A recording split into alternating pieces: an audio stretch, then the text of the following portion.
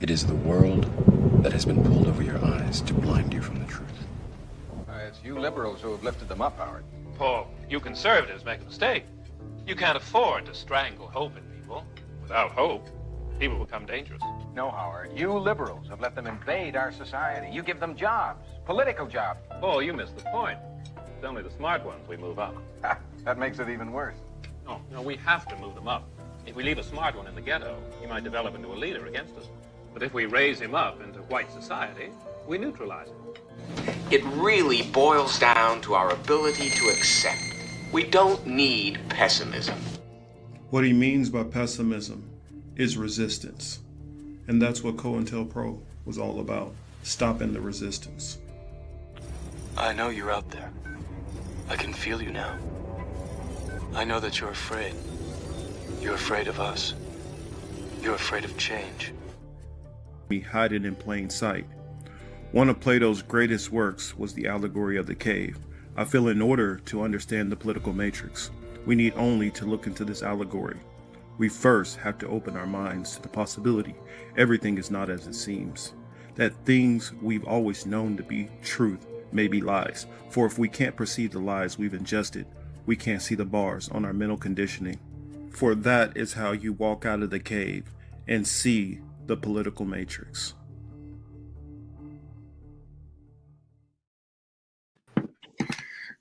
Hello, everybody. This is the Political Matrix. I am your host, Marcus Young Morpheus Cage, here also with my co-host Till, which you guys will see in a minute. I also want to do a special hello and welcome to our guest over on the Rumble side. Steve has been so gracious to allow us to simulcast over there. So to everybody, whether you're watching from YouTube, whether you're watching from Facebook, which I got to work on the Facebook part. For some reason, it's not allowing me to change my settings to public, and it's keeping it to only me, which is kind of a nuisance, but I will get that fixed shortly.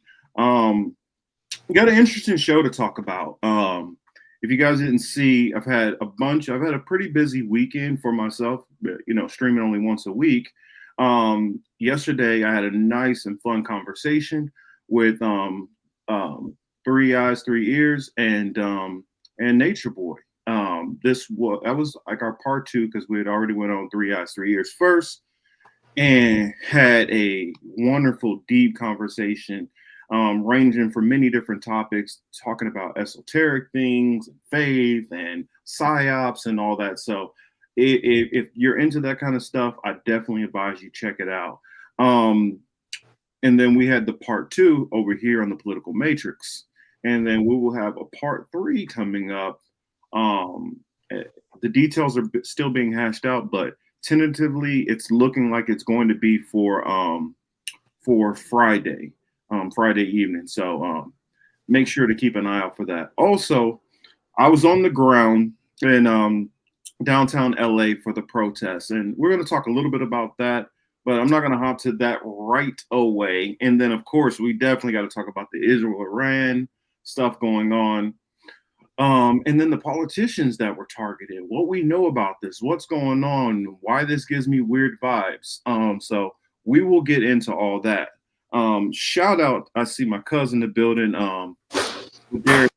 and I want to also advertise his do a little plug to his channel. It's grow as we go, and it's a channel basically showing him and his family and them growing and trying to show you how to get back to nature and grow your own foods, grow your own fruits and vegetables, so that you can live a much healthier life, because we all know what's in a lot of our foods and it's not the best. So I think it's a cool and inspirational channel to watch. It's also something you can watch with the whole entire family, because everybody's involved in it, from him to his wife to the kids. So definitely big shout out to Cuz for doing that. And I will have him on here definitely soon to plug that, hopefully to hop on a couple of these panels. And so you guys will get to meet Ladarius soon enough. Shout out to Abundance Protocol also. And so let's get into it. So, one of the first topics that I think we should get into probably this No Kings and ICE protests and all that. I will try to bring up, well, I don't need to bring up mine per se, but I'll bring up some of the other ones that I've seen around because from what I saw on the ground, and it's just the portion that I was in. Now, granted, it depends on which portion of the protest that you were in, because some of these other protests may go down one particular street, so all the protesters are going to be in one area. Um, when we talk about a place like LA, we got to remember that LA is basically like 500 miles. And of that 500 miles, maybe about a mile, that 1 mile is where all this protest stuff is going on. Now it just depends on from block to block to block where you are. More stuff is going on. And what I did notice from being down there, from the most point, now remember, I'm speaking from my vantage point only. I'm not speaking about what happened that night before, or what happened after I left, or what happened on the first night. What I noticed is it was overwhelmingly peaceful protesters. Overwhelmingly. I did notice that you could see, and I show that in my video, where you can see where windows and stuff had been broken. So you can see at some point things did get out of hand, and you can see where I don't even want to call these protesters, because I feel like the people who were out there, for the most part, wasn't on the same energy of the people who was going around breaking windows and stuff.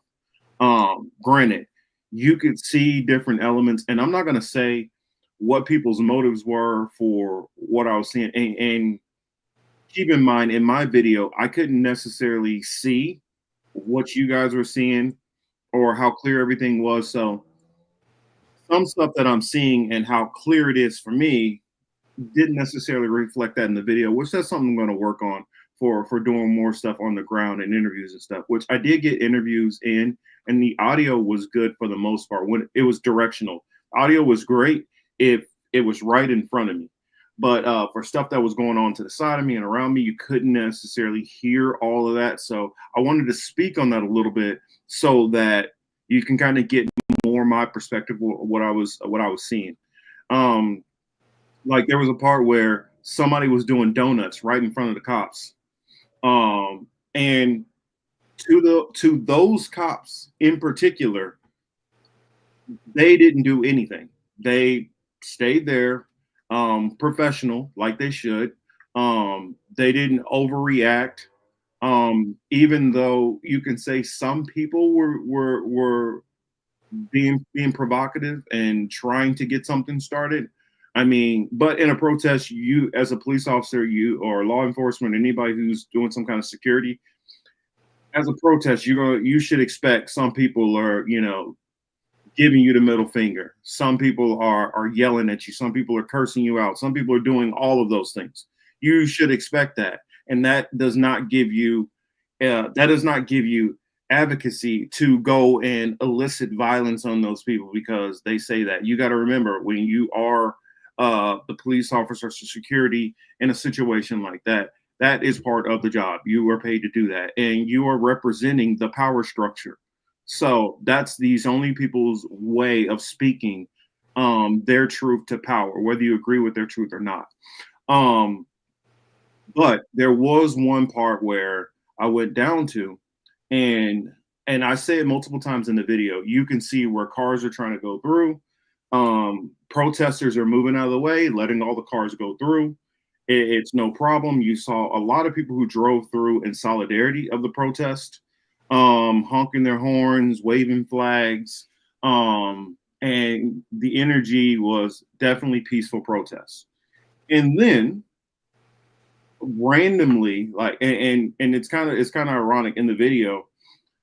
One guy's walking across the street, and he kind of daps me up that I'm out there and recording and stuff like that. And then another guy right behind him tells me, "Hey, did you see that? There's a whole bunch of cops over in that area." And the way my camera was, it wasn't any of the stuff that was a further distance. It really wasn't picking it up clearly, so you couldn't get the full representation, which I'm sure you can see from other videos. But there was basically a line in front, probably about maybe at least 20, 25 cops in that front row. Then there were mounted cops that were a row behind them, probably another like 15. Then on a couple of the buildings, you could see officers who were stationed up on top of the buildings, kind of like an Overwatch vantage point. Then you had up above, I saw total of at least 5 helicopters, possibly 6, which were 2 were stationary and a couple were basically doing roaming patterns and circling. So it can tell you that this is one area that they're looking at. This corner here, where I floated between these 2 corners, and then there's stuff on the other side, more towards City Hall and things like that. The Marines, for instance, where the Marines came into play were the closer you got towards federal buildings. And it wasn't a lot of interaction that I saw, mostly with the Fed stuff. The same with the National Guard. Most of that is not involved. Most of the contact that you are seeing between protesters, in at least what I've seen and from videos that I've seen, had to do directly, mainly with NYPD. I mean, not NYPD, LAPD. But some of it did come from the sheriff's department also. But majority of it was LAPD. And it was just like you would normally see in protests, because I've been to many protests before. Normally what you're going to hear is you're going to hear over some kind of bullhorn, some kind of order from officers. You need to vacate this area, or this has been deemed, whatever. This has been deemed an unlawful protest. You need to move out. You need to clear the area here. Back up to this distance. You get commands typically. Not with LAPD. It's you're standing there one moment, and all of a sudden they're firing something at you. And then, I saw one guy where they're bum rushing them, and with batons, move, poking people, riding up on them with their horses, knocking people down, and like yelling, "Get up, move!" And I'm like, dude, you're right next to him with a horse. Do you know how easily you could trample that dude with that horse and kill them? That's the whole point, Marcus.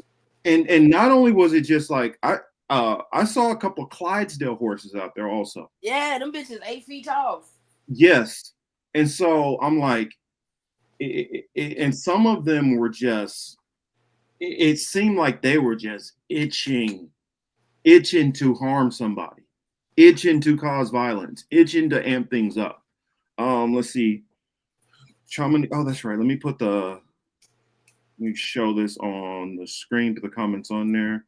Chamonique says, Marcus, what's your take on all the Black content creators making fun of the protests and saying it's not their fight? I think it's disgusting. What's your take?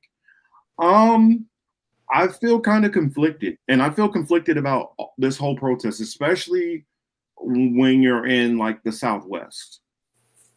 I mean, let's keep it a buck. This land was stolen.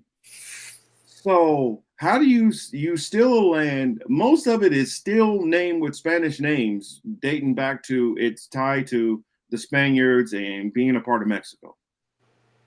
And then in one breath, tell the people who basically have moved back into what would have been some of their ancestors' land that they need to get out of this land. I don't know. It's a whole wild concept, but the reason why I say mixed feelings with Black content creators is because depending on what part of the country you come from and what your experiences are in the Black community, it's a very different experience. There we go. Till's on cam. And I want to pass this off to Till also after I finish this my vantage point on it, because I grew up in an area where there was heavily black and brown solidarity. We looked at, as these people over here are who we need to really worry about. We don't really need to worry about ourselves. And most of that division came with gang shit.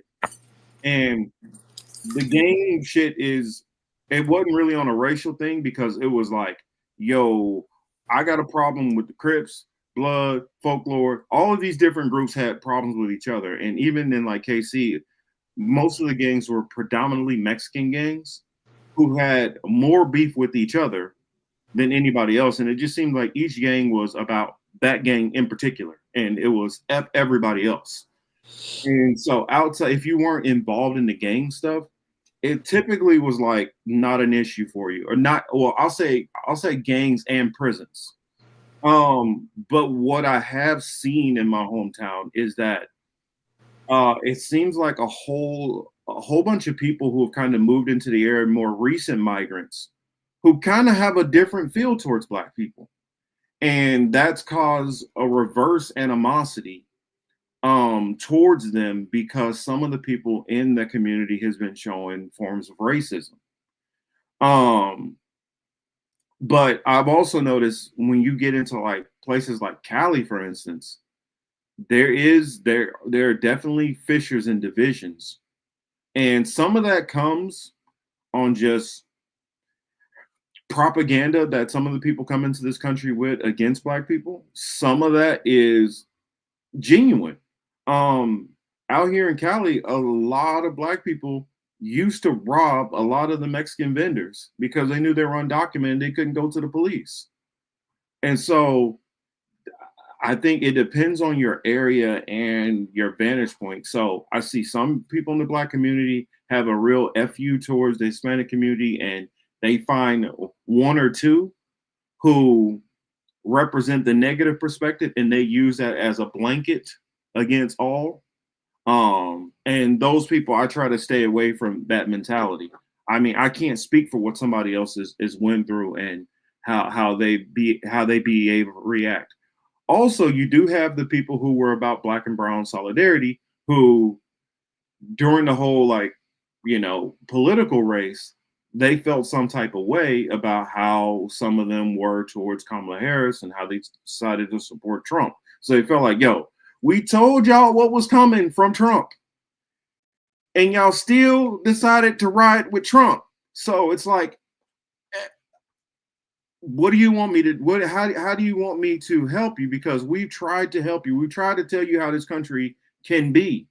And I'll put this disclaimer out there to people who are, say, the America Firster types who don't have this mentality. It don't have to be all. It don't even have to be most. All it got to be is enough of a percentage with power, and that can affect things. So that's my spiel. I hope I laid out all the disclaimers and explained a whole lot. And I guess let me read Ladarius' comment real quick. It says, shoot, let's try. I keep forgetting to put this stuff up bigger. My cousin says, I think most brown-skinned people feel we should be able to get along. When the Hispanic people started feeling like we ain't the same, we don't want to hang with someone who don't like you. And that's there's a lot. There's a lot of energies and a lot of things going on, and I don't think it's simple. But yeah, go on ahead, Charmonique. I mean, not Charmonique. Sorry, go on ahead, Voodoo. My bad. No, and I'm glad that Charmonique broke. Can you bring up her last comment, because that's exactly where I was gonna go with this. Okay, I lived out west. When I tell you I speak Spanish 3/4 fluently, I can hear it fluently. Mm-hmm. My response might be a little, but I'm gonna get it. When I lived in Denver, I used to I wouldn't shop at regular stores. I'd go to markets. I'd go to like Botanicas. I'd go to La Michicanas. I'd go to all the cool places, because I did not understand at the time they had such a huge Hispanic, not Latino, Hispanic community.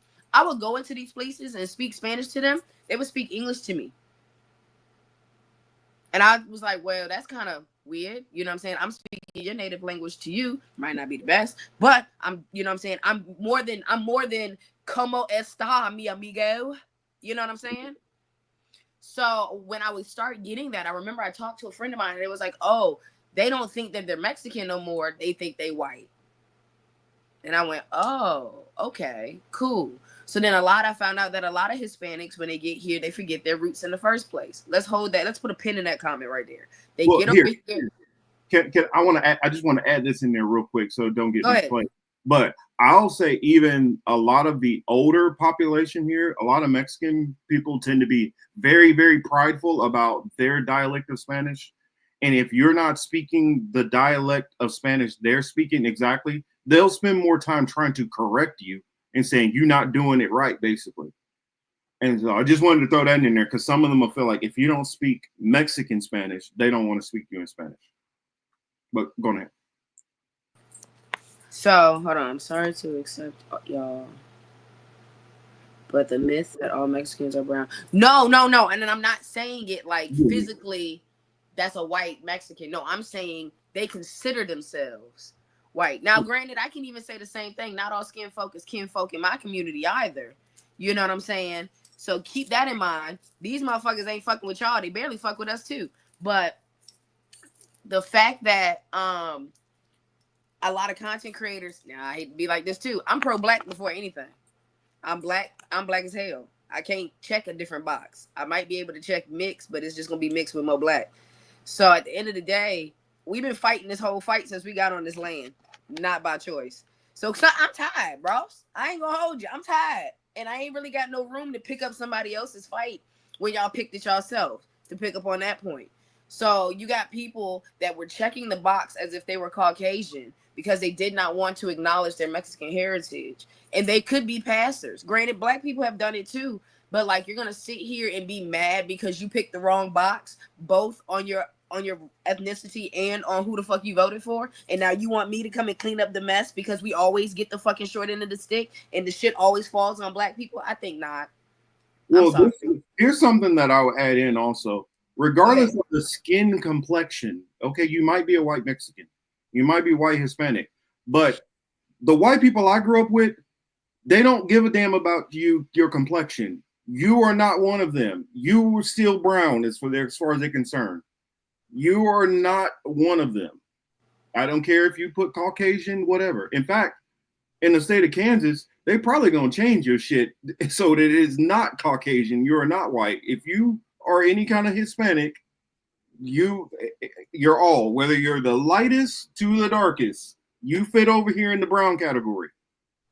And since I've been in Cali, I've noticed they operate a little different. But the white people I grew up with, you're all still brown. So I get this, the separate, the separating themselves and all that.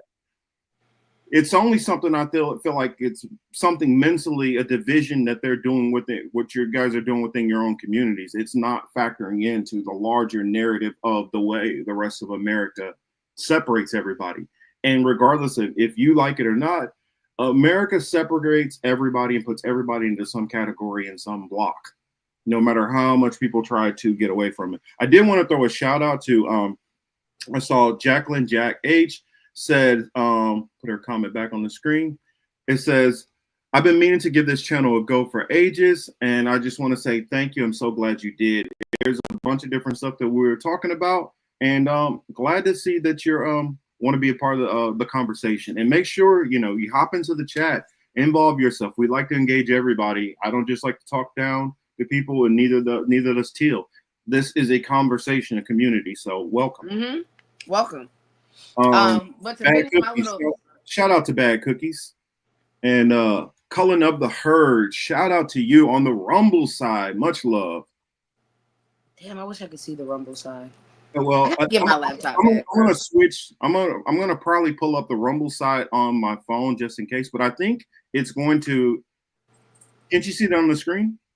No, see, my iPad only lets me see YouTube only. I can't see no outside shit ever. Okay. But I'm gonna get my laptop's in the shop, so we getting that bitch back.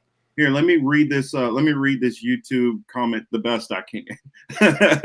But because you gotta remember, from the Rumble side, we are on YouTube, so I gotta be a little bit careful with stuff. But when we have them Rumble segments, we gonna let Them it. Rumble ones gonna be good though. That's what I'm saying. So you'll see. And when we go on with Nature Boy, that'll be a Rumble exclusive. So it's No holds bar for me. No holds bar. But Cullen of the Herd says Jamaican white man is a American, married and happy, 2 kids. Once you go black, you'll never go back. Feeling quite contrite. 97% of the ships that brought the Africans over this way were owned by, the 1948ers, as we say over here. The K Mafia. And it's a lot of truth to that. It's a whole lot of truth. And that's right. I'm sorry to all those out there who I did not say this to yet. I should have started off the show this way, but happy Father's Day to all the fathers out there. Yeah, shout out all the men that are actual fathers.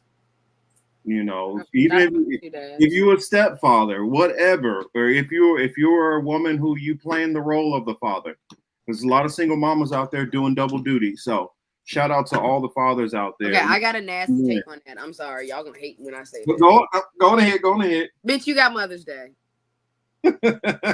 I'm sorry. Like, you lay down with a nigga. You had, I'm sorry, we on YouTube. You lay down with a man. You had that baby. You got Mother's Day. Relax. The whole 2 roles thing. No, you're not. You're not doing 2 roles because I promise you're not teaching that boy how to be a man because you can't do that.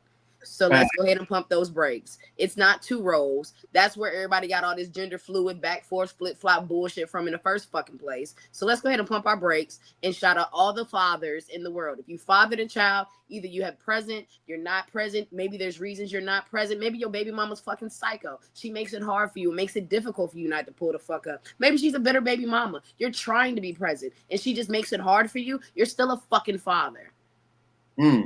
If you're a father and you're locked the fuck up because you were trying to do things, maybe you weren't making the best decisions, that is null and void now. You're still a fucking father.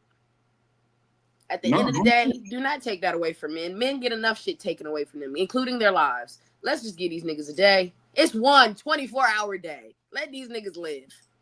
Then, that's my rant for that. No. Extend that rant. You going in, and I appreciate it. I mean, people need to hear that, especially from a woman's perspective. Because that shit pisses me off. My mom, I did not get my mother a single Father's Day gift, and she did pull her weight. Okay, she did her damn thing, but no. What up, baby? Shout out, Steve. You got me fucked up. Like, I hate that shit. I need to. No, the fuck you don't. You do your shit. That's what you do. You feed them kids. You clothe them kids. You keep them the fuck alive. You're not doing fatherly duties, bitch. Is you going outside and playing football and coming inside and cooking? And no, you picking this nigga up. You taking him to football practice. He getting teached by somebody else's daddy. Go tell the coach Happy Father's Day. Till, do you see this comment?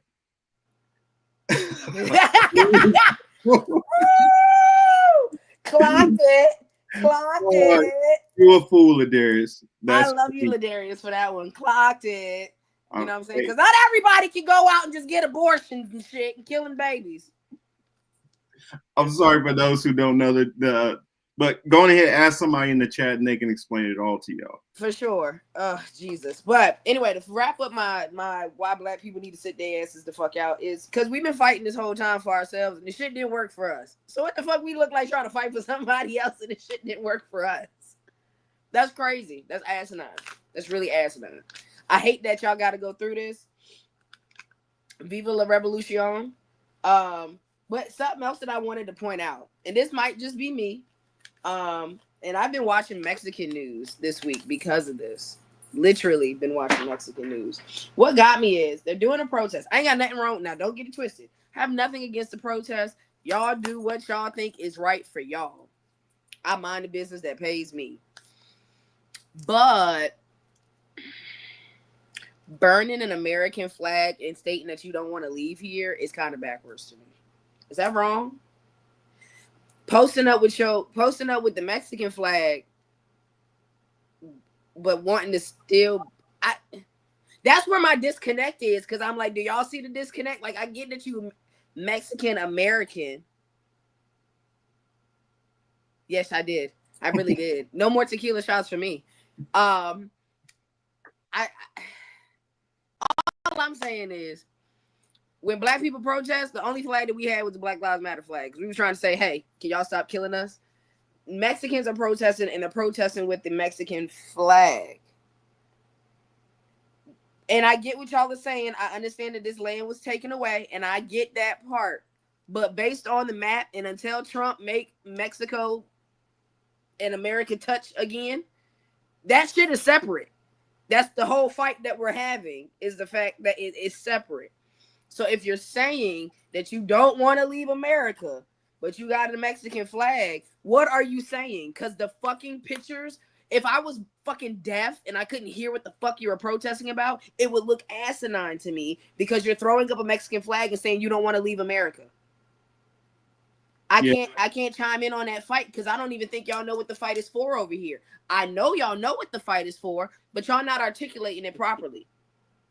Well, and I agree. And I guess I'll kind of like throw my little nuance in there, because there's points that I agree with there, because I'm like, this is one thing which I learned when I was dealing with doing like protesting. When you protest, you want your protest to be clear. That way, if your protest is clear, your message gets across, and it takes away from the media distorting your message. Thank you. And putting things on your message that's not what you're trying to do. So if you're out there flying the American flag with a Mexican flag, or Venezuelan or Nicaraguan or whatever group you're, Asians, Canadian, you flying both the flags, that's showing you're proud to be a whatever American, a this American, a whatever. Thank you. And so, but when you're flying just the flag of another country, it gives a mixed message.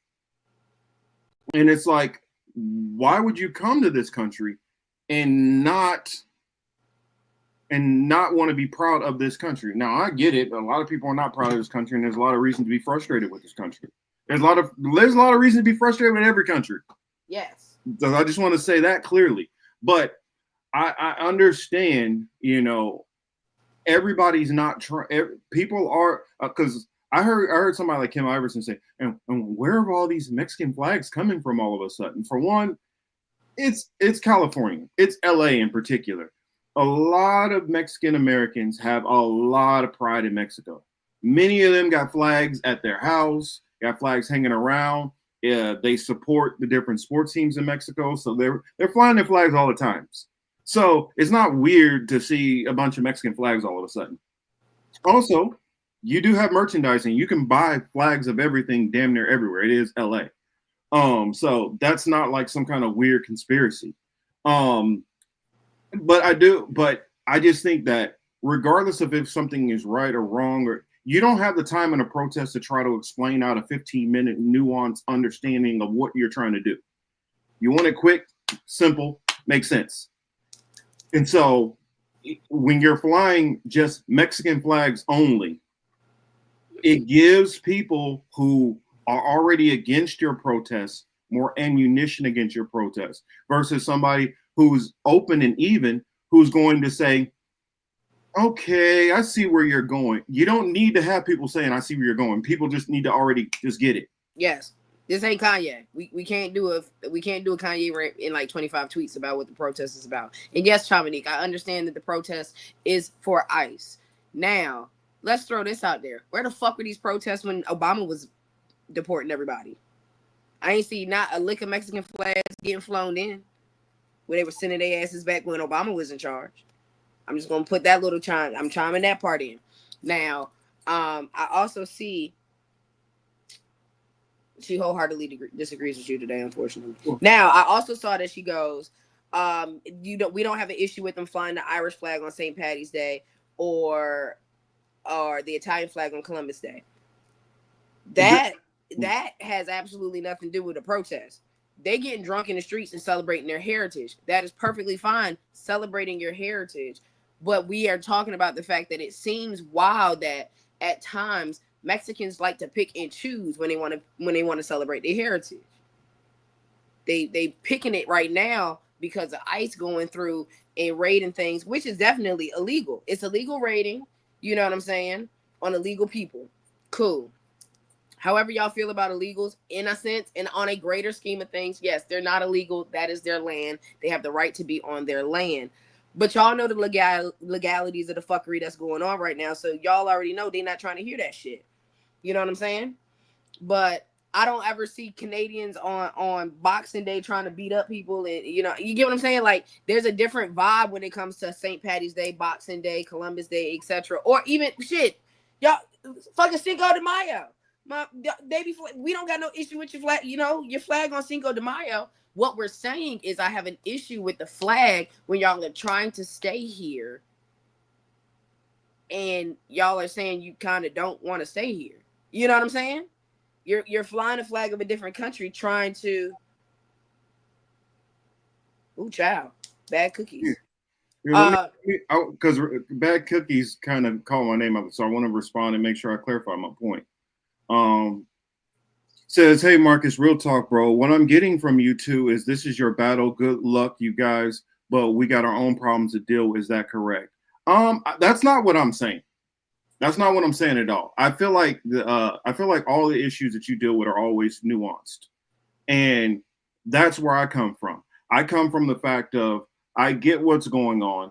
I get that I don't support people just necessarily coming in the country illegally. I don't agree with that. But at the same time, I understand how screwed up the system is and trying to get in here, doing it the right way. So I don't think anything is clear cut and dry. I think there's complications. And especially if I was somebody, and I'm speaking for somebody in the most dire of situations, if I'm in a situation and my town is completely dying, I have no avenues, I'm going to move somewhere else.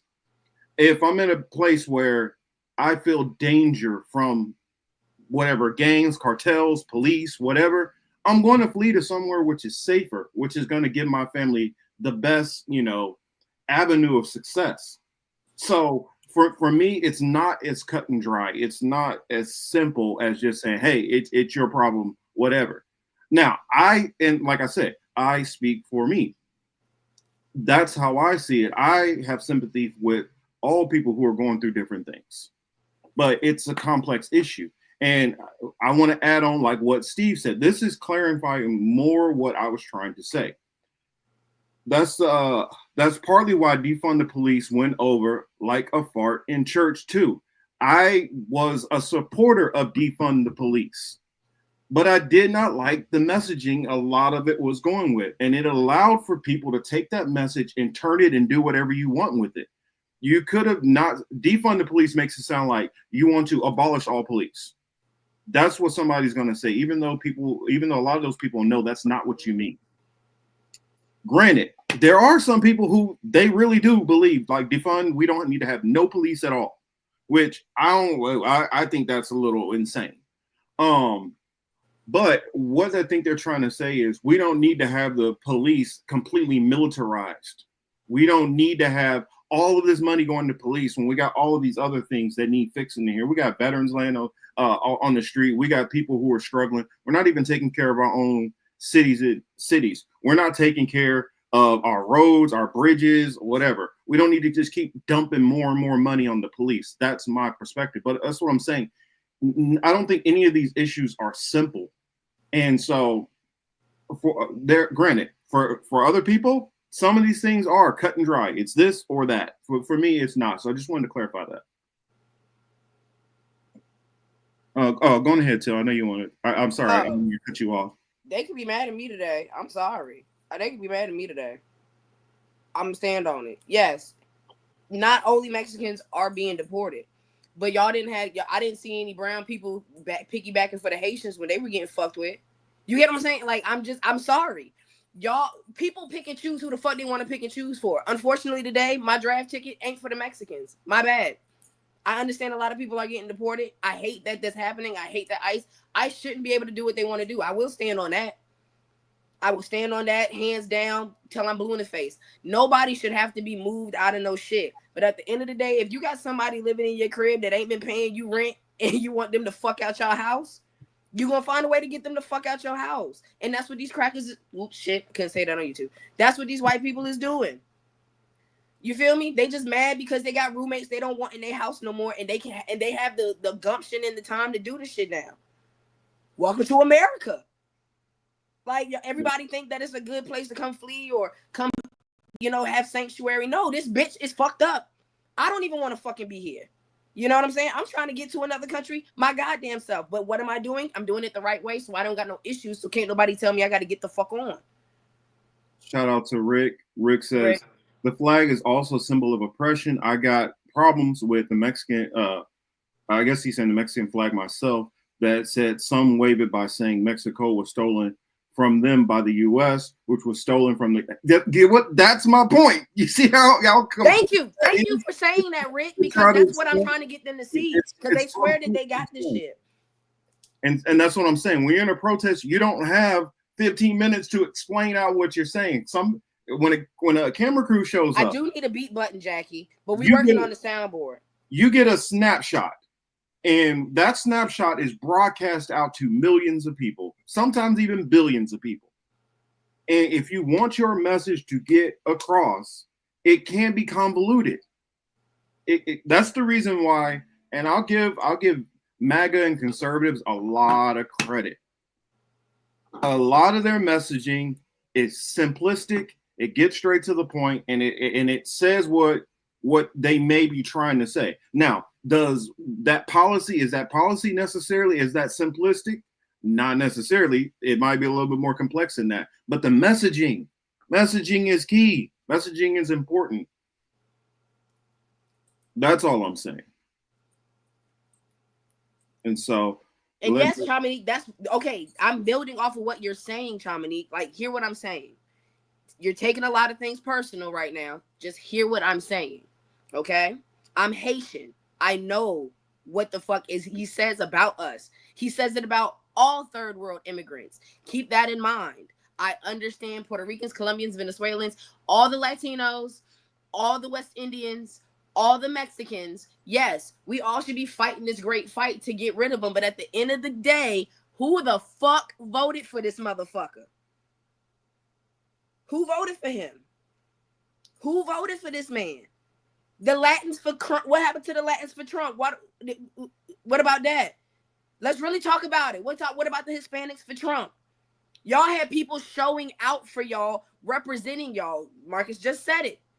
When it comes on the TV, it don't look good. So now it looks like y'all did this whole big thing trying to get Trump in office, and now that he ain't come clean, now you want us to come and clean up y'all mess. That's not what we here to do. We not about to do that. And I'm sorry if you're mad at the Black content creators that don't want to stand up and clean up somebody else's mess, but we got our own house to clean up right now. We trying to play housekeeper for our own shit. For real, for real. We've been trying to do that shit for at least the last 70 years, for sure. Yeah, and I mean, you know what I'm saying? And I know, Chamonique, I know that's why I'm saying you're taking it personally. I'm not saying, Chamonique, we're not helping Chamonique. No, I would help you, baby. I'm talking about the majority of the people that were loud and wrong. They were loud and fucking wrong, and now they want us to come help they loud and wrong asses, when at the end of the day, they didn't give a fuck about us. They didn't care. I've seen so many Mexicans talk so much shit about George Floyd. I've seen so many Hispanics talk so much shit about fucking Sandra Bland. I've heard so many times when motherfuckers would say, with white and brown skin, with Hispanic accents, talk shit about Trayvon Martin. All of these things. Okay? So with that being said, there's a connotation or there's a shadow that's covering this whole situation, which unfortunately, I still feel that white people did it. I feel white people are trying to use this to separate brown people anyway. I love brown people. I really do. But I'm not going outside. I'm not about to get trampled by a horse for y'all, because y'all didn't get trampled by a horse for me. Motherfuckers were saying Haitians was eating cat, dogs, birds, and ducks. Little Mexicans was on live still trying to vote for this man. And it's crazy as hell. And I actually want to throw another disclaimer out there. You know, despite what people believe, honestly, if you go to a lot of the protests, most of these protests, even Black Lives Matter protests, it's not full of Black people. No. Because it's undercover fuckers. Because one thing which a lot of Black people realize is, you can say our perception is wrong, but we believe if cops roll up and do something to us, there's no recourse. There's nothing we can do about it. We're just screwed.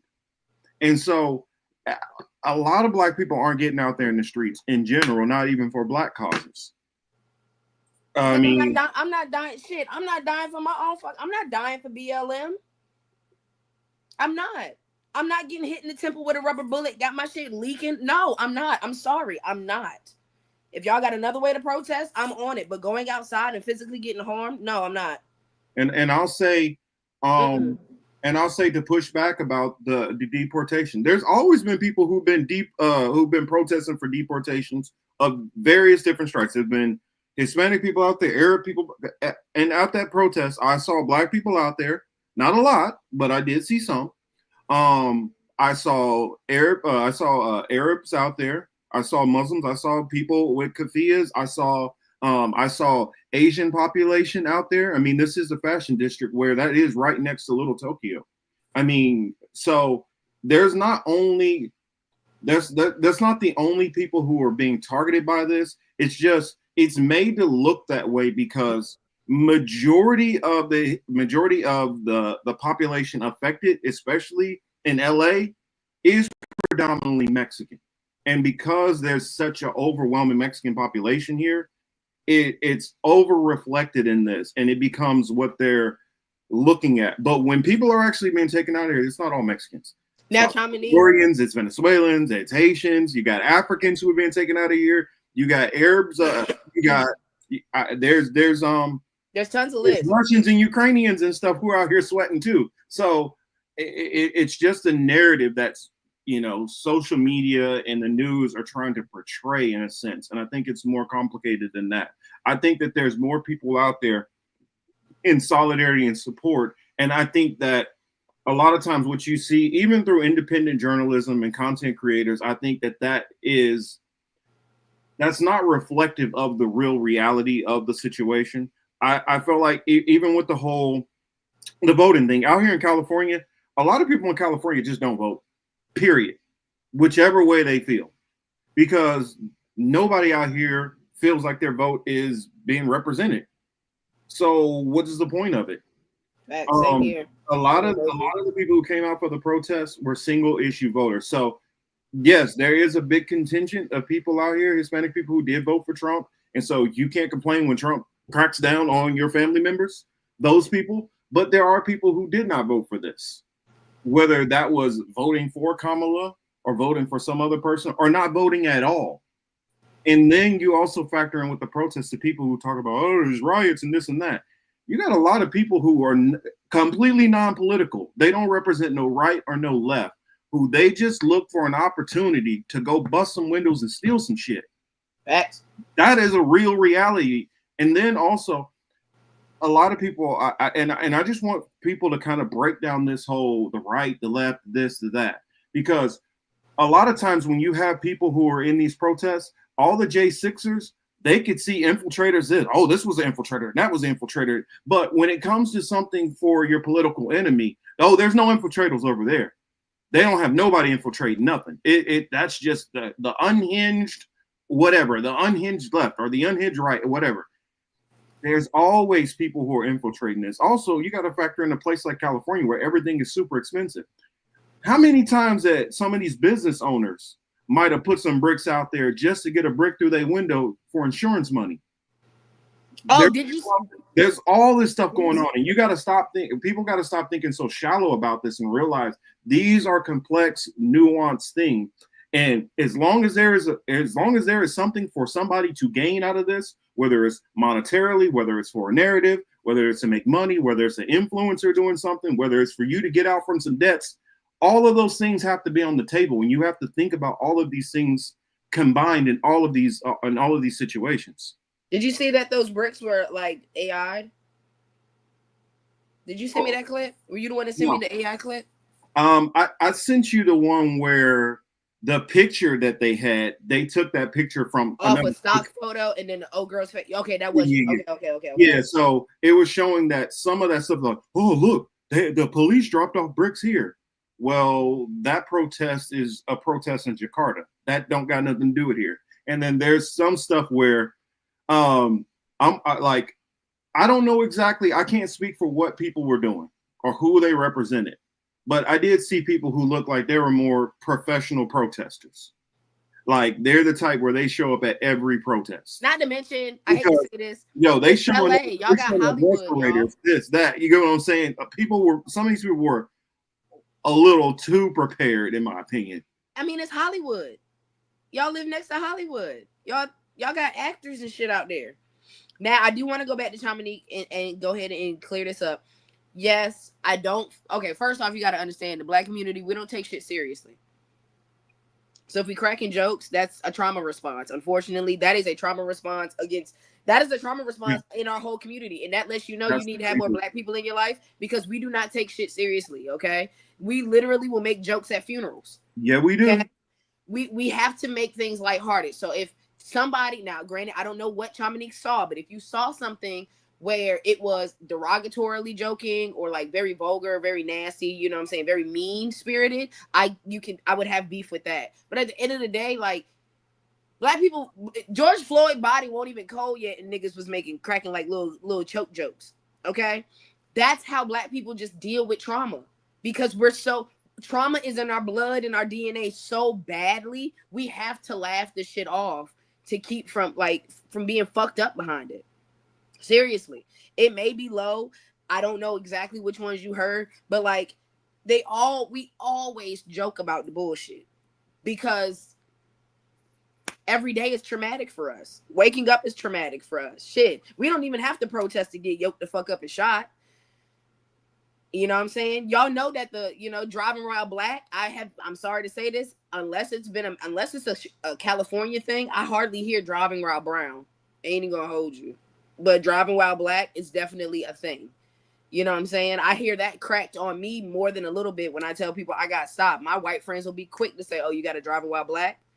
You know what I'm saying? I don't hear that. Now, if they were doing shit and it was driving while brown and old boy had a low rider Honda with the fucking big ass speakers in the back, cool, I get that. That's a driving while brown, but thank you. Yes, gallows humor type shit. Mm-hmm. You know what I'm saying? Like we have that. Yeah, and I would say, and here's something that this might surprise some people. This is not the days of Rodney King when most of the police officers were a bunch of white guys. Most of the police officers out there for LAPD, I tell you, easily over 50% were Hispanic. Thank you. And that's the other part that was my closing statement, was the fact that I'm sitting here looking at these protests and y'all motherfuckers are protesting against your own brothers and sisters. And that's honestly kind of what surprised me more. I figured that, okay, you let the people protest and be like, all right, now it's time for y'all to go. Now, if you causing problem and you don't want to leave when I'm telling you to leave, okay, that's a different story. But like some of it was like, let me just aim at this person and pop off at him. I mean, so it was interesting in that way because most protests I've been to, I saw some kickoff point. I saw, okay, I'm watching this person over there. They behavior real weird, and everybody's like suspicious of this person. And then that person does something and now gets everything inflamed. A lot of the stuff I was seeing with LAPD, it was just like, okay, y'all not doing nothing. Somebody fire something at them. It was just like they were just itching for violence, and it's almost like people were just pissed. It's like the cops felt like they were pissed off they had to be there, and they're like, you know they what? They were so mad. Fuck somebody up because I'm tired of being out here all day. I want to do something. I want some action. I'm here for some action, goddamn it! I'm finna beat somebody's ass with my horse. Yeah. Mm-hmm. But hold on, somebody said something. Yes, but like y'all was saying, money does talk. Everything is AI fueled. Everything is views fueled. Everything is hot topic fueled. You know what I'm saying? This week was nothing but protest. You know what I'm saying? And then they snuck in that protest, right? And then Israel blew up Iran. Like, god damn, what a distraction. Well, somebody mentioned in there about ICE being sloppy, leaking out the information. You know, I think there is something to that because, and I said this on when I was on with Charles and Dave yesterday. I said, isn't it kind of interesting? We were talking about all this brand new AI that's coming out and to be skeptical of everything. And then we had the Kash Patel interview and start talking about, to Joe Rogan about, oh yeah, I completely trust the Epstein thing, and when I have something comes out, then you guys will have it too. So now we're focused on the Epstein thing being the AI op to worry about, and then what happens right after that? What happens right after that? We jump into the ICE raids, ICE protests, this and that, and then Israel Iran is over there going nuts, and then you have the army slash Trump parade, and all of this like stuff going on, and it's like, did we just forget about this whole? Because I'm like, I don't want anybody to forget about this AI shit that they just said a second ago, right before this.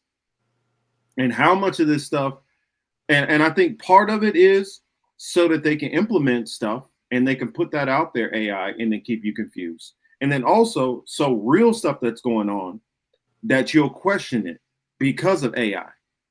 Because I can tell you, being out there, seeing some of the people, when they're like, oh, well, some of these people are infiltrators who were throwing bricks and rocks and stuff. No, some of these people are really just out there like, some, fuck the police. Some of these people really, they really about that life. And it can't always be put off to infiltrators. Also, that's what I'm saying. My last statement on that before we move on to anything else, but I just feel like it can't be quantified into one thing or another or whatever. So I'll just leave it at that. Fuck the government. At the end of the day, that's my statement. Fuck the government. I don't give a fuck if you're black, brown, white, purple, Muslim, Islamic, backwards, upside down. At this point in time, I don't even give a fuck if you even in the alphabet mafia. Yeah. Fuck the government. Period. They gonna fuck our show up now after I said that. Why we get towards the end, these niggas fuck our shit up because I said that early in the game. Start glitching, blame it on Teal. It's Teal. I ain't even make it a full hour into the show and I done got us fucked up for the day. All our fucking Wi-Fi gonna be fucked up. Yours too, Steve, because you came and chimed in. Let's say Sakudu says between black and Asians too. Huh. I mean, I guess I've heard a lot of that up in like the Bay Area and stuff. I know as far as me, I don't see no tension between black and Asians down here. Hurry up and buy. I mean, well, I'll say one group which I've always heard tension with, Koreans. That's pretty much been the one group that I've heard that there's always been a lot of tension. But it also, like I was saying before, it's all regional. Each area is dealing with different things and got different histories. So it makes a big difference. Oh, what I was going to say, and I want to reiterate this point over and over and over. Just because you don't agree with a protest, you need to make sure you're standing up for those people protesting. And keep in mind First Amendment, because when you start saying, I don't care about these people's First Amendment, then it's going to come a time when there's a different government in power that is going to trample on your First Amendment, that's going to trample on the things you want to protest. And if you want to start giving away your freedoms to the government, the best way to give away your freedoms is to ignore it when something's happening to somebody else just because you don't agree with them. Rick, that's the shit that I was talking about too. Thank you, Rick. Yeah. Woo! So that's what I be like, because like I ain't trying to be funny. I kind of like Texas Mexicans more than I like California Mexicans. That's just me. That sounds racist, but I don't know how that's racist when I like them both. I mean, I like them both, but I don't know. I like Texican Mexicans. Texicans? I don't know. I guess it all depends. It really depends, because. But you also understand, I'm a Southerner, so yeah. But like, I got a lot of family who's from Texas, live in Texas, and they got big problems with the Mexican community down there. So I think everybody's different experiences matter. That too, because I didn't have really good experiences with West Coast Mexicans like I had with Texas Mexicans. I don't know what it was. I don't know. I just feel like West Coast Mexicans seem to be a little bougie. And I'm like, chill out. Because we all, come on now. And that's where I got that mindset where I be like, yo, chill. We all They hate us too, boo boo. They see us a mile away and they be like, fuck you. And I'm like, oh, okay. But I'm sorry, Shamanique. I appreciate you chiming in. I appreciate you bringing that topic up for us to start off. I'm glad we upset some people already. Ain't nothing like pissing somebody off. You're not having a good discussion if it's not a robust discussion and you're going back and forth. This is how you hash out things and get to the heart of get to the heart of the situation. Yeah, because like, because you can't get mad. Like you kind of acting like them people when you just get mad and want to throw in the towel and you're not trying to hear everybody's point of view so you can understand why people feeling the way they feeling. Because at the end of the day, I want them niggas to fucking have a fucking issue. I'm glad they're having an issue because I'm ready for the revolution to really fucking start. Am I saying that black people ain't gonna chime in soon? Oh no, we gonna get active in a little bit, but it has to directly, not saying it has to directly affect us, but y'all gonna have to bring the buck back around to us too. So that now we can go and be like, hey, remember last week when they was fucking with you?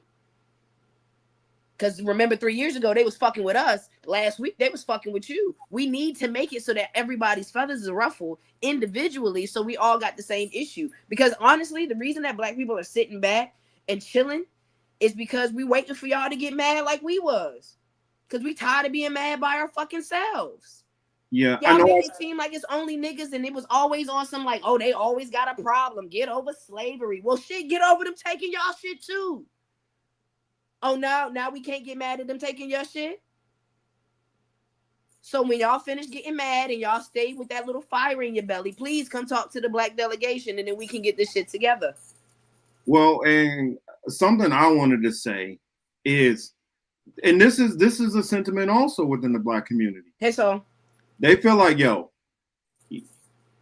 sometimes you just got to sit back and they need to experience some shit. Yes. You know, like some kids need to, fall and brush your shit over.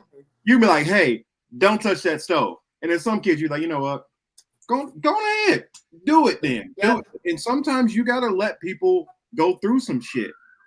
And so that's my mentality. Well, thank you. Hey, I tell you, I'm not far from this stuff. When I tell you, I'm like 7 miles from downtown. So I could literally take a jog to downtown. Rondo, Ladarius, y'all hear what I'm saying? Are you really fit to get active or is this a show? That's all I'm really asking. Because I feel like black people, because we like to invite people to the cookout so fast, we be quick to jump on a bandwagon when it deals with a revolution before we even see if they really about their own shit. And that's what I'm happy that we're not doing. Okay? I'm so happy that we sitting back and finally learning and taking heed to past issues like, wait. Let's see if they really about their shit. Because remember the Asians was about their shit when they was thinking about bringing them concentration camps back? And the Asian, like, what was that? 3 years ago? Some shit like that? And they were fucking with the Asians? Well, nobody saying shit then. We was like, all right, let them handle their shit by themselves. That ain't really our fight. Same thing here. We're going to let y'all handle y'all shit by yourselves. We're going to let y'all handle that fight. Because when there's going to be a time where we're going to have all the ethnic, we're going to have the ethnic round table. There's going to be a time where everybody going to have some skin in the game. Yes, I need to make sure you done had to bleed in. We not bleeding out. This is a gang now, bro. You got to do your time. I need your 55 seconds in heaven. I need to see you bleed a little bit. You got to get jumped in now. You got to get jumped in, bro. And I'm just waiting for you to get your time in, baby. You from the land. Get your cred, boo.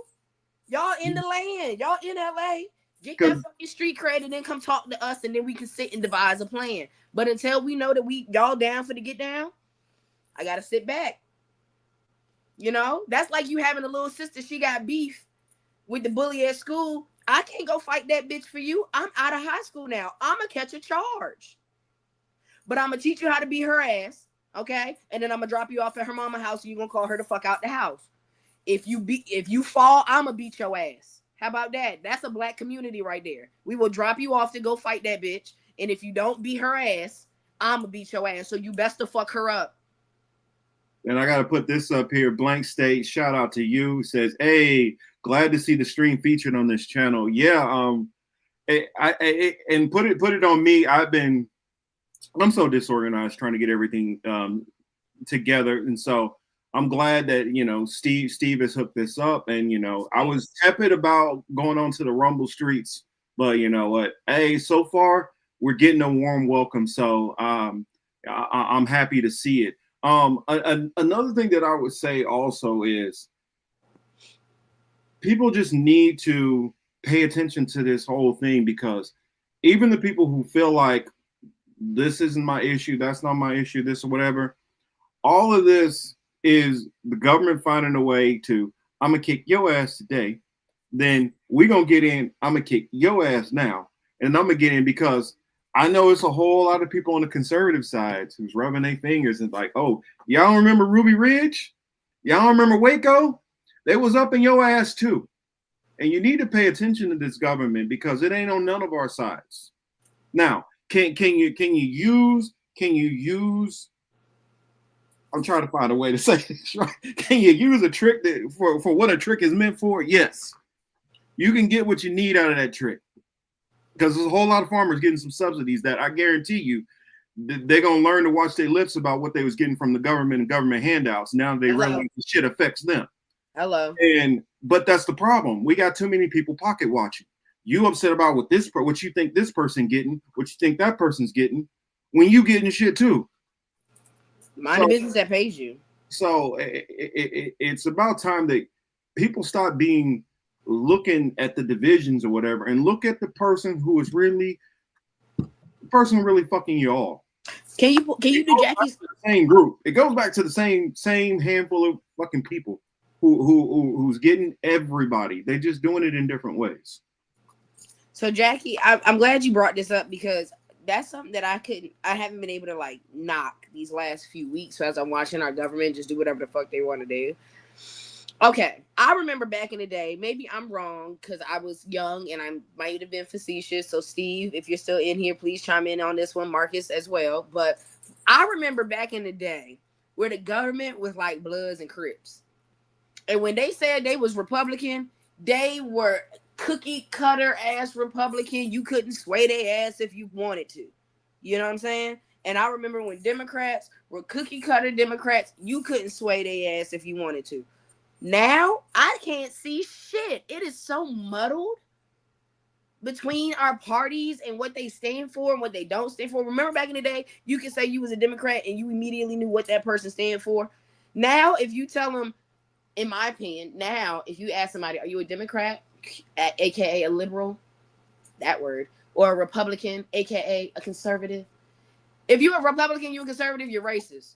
You love Jesus, you love God, save the babies, but don't feed them after they come out the coochie. Don't help them after that, but don't kill it before that. That's a Republican. And I'm not trying to help you either. I'm never going to help you ever again, but you got to have that baby. Go to church. I don't know. Fuck niggas and Mexicans and everybody else. That's a Republican.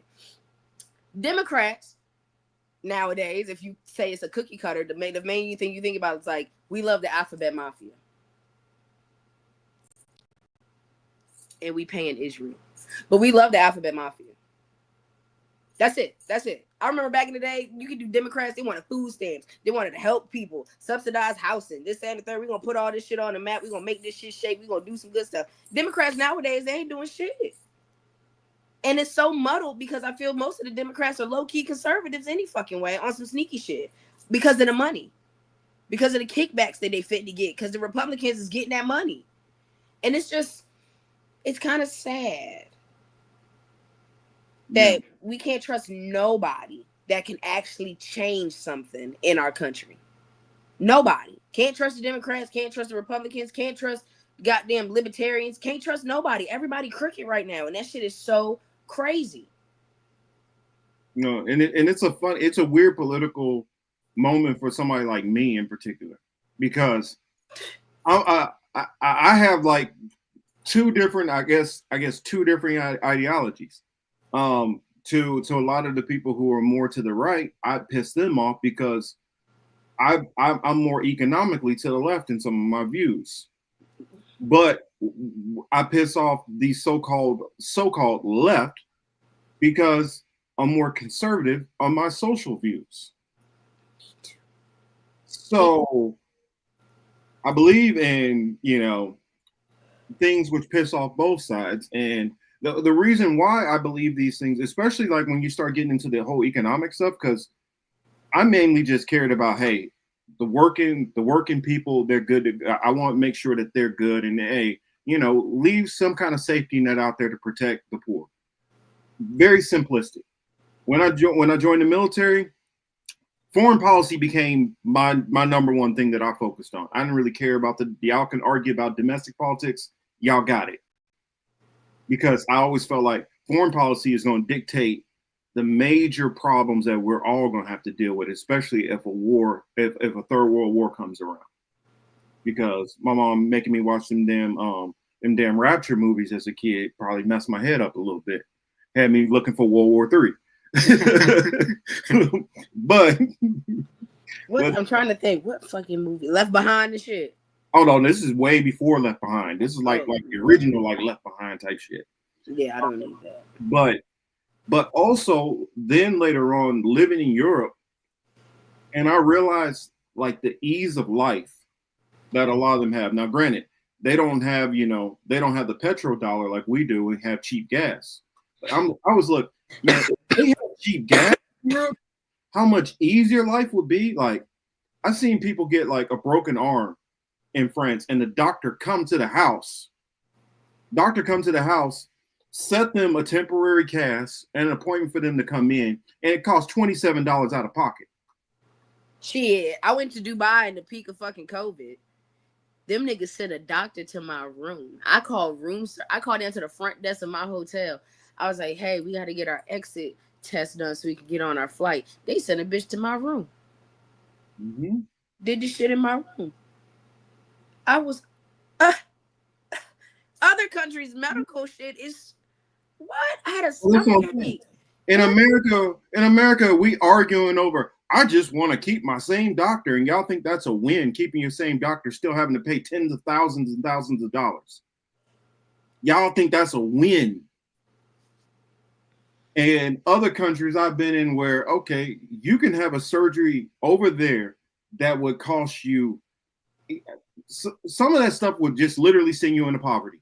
Like, yeah, go on ahead, mortgage the house, mortgage the farm, all that. And people over here don't have a problem with that. They just accept it. In the school, y'all anybody trying to change that, that never made any sense to me, especially living overseas, especially being a vet. Because every vet literally has socialized medicine. Every single one of them.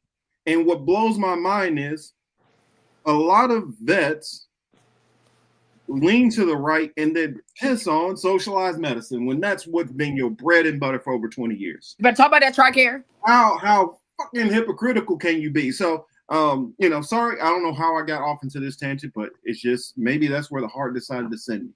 But because we were talking about other countries, our Republican and Democratic parties, and you're absolutely right about other countries being able to have like just basic necessities. You know what I'm saying? If them motherfuckers, if they had to come, like for real, when they do come over here and they talk shit, I watch a lot of, I guess, reels from other countries about shit, and a lot of them are medical ones. I remember this one French girl said she came over here, got sick. She said, never again. She said, I'm going back home. I said, damn, their healthcare is insane. All these bitches that get these BBLs and shit, they go to the DR. Motherfuckers getting their teeth done, they went to Mexico. Or Greece. Oh, thank you. The fucking hair transplant, Turkey. My homeboy did his teeth and his hair in Turkey. Niggas choppers looking great, okay? Beautiful choppers. Shout out my nigga 400 Mo, because that man, he was like, I went to Turkey. I was like, for real? He was like, yep, and I'm going to go back and get all my surgeries from there. I'm like, dang. Hey, yeah, I'm about to be going down south of the border soon to go get some dental work. Shit. It makes you feel what I'm saying? We got to go outside of this country to get this shit. And does that? What? Like a bag of fucking flavored potato chips you can't get nowhere else with less preservatives? And they've convinced people in this country that that's cool. That's the way it should be. That's freedom. It's not. It's what they've done is they've convinced a bunch of people on both sides. Mm-hmm. I'm not just attacking the right, because it's a whole lot. These people who got because this is what blows my. This is one thing which I gotta. All right, since we are on Rumble too right now, and there's a lot of people who are on the right. Maybe you're MAGA, maybe you're conservative, maybe you're libertarian. Let me just talk to y'all for a minute, real quick. Let me just talk to y'all real quick. When y'all call everybody who is to the left of you a communist, to people who are willing to hear out your arguments, you instantly lose them, because there's levels to this shit. There's differences. Most of these people, Pelosi and all them, are motherfucking capitalists, or as capitalists can be. They are nowhere close to a communist. And what you do is you completely lose any credibility when you just start calling all these people socialists and communists. They're completely different systems. Neoliberals are neoliberals, and they care about money in their pocket. They care about making money off of you. They do not care about trying to build some kind of socialist state or any of that shit. In fact, of the so-called socialist state, America has probably the most minimal of any country in the world. When it comes to kind of this social state, we're the most to the far right of any country that there can be. So this mentality of that everybody's getting all this free shit here is a bunch of BS. Yes, there are people getting some shit, and even people who are living off of it, abusing it. But in every fucking system in the world, you're going to have abuse in everything. You're not alleviating abuse and manipulation and fraud. You're living in a fantasy dream if you think that you're going to find this system that you're not going to have fraud, waste, and abuse. So come on, can we just start talking about this shit like adults and start thinking about it as in how it affects the population as a whole and not how it affects people that you dislike? That off my soapbox. There we go. Thank you, because it's the truth though. Because like, who be defrauding who? Let's look at who be defrauding goddamn, you know what I'm saying, your digs, okay? No tea, no shade. The same people that y'all vote for. Y'all vote with the same people that be defrauding stuff. They just below you. And y'all got to understand that y'all thinking of a classist mindset. You feel me? You think of a class because you be forgetting that the people that be defrauding like snaps and housing and all that other shit, they vote for Trump too. You just don't see them because they in the back of goddamn Kentucky. I love this comment here. Communist state is oxymoron. There is no real communist country, period. There's never been one. If you really understand what communism is, there's never been one. All you have is, and when people are saying communist, what they're really saying is authoritarianism. Facts. There's a lot of authoritarians. Like even fucking, they call it the CCP. China is not communist.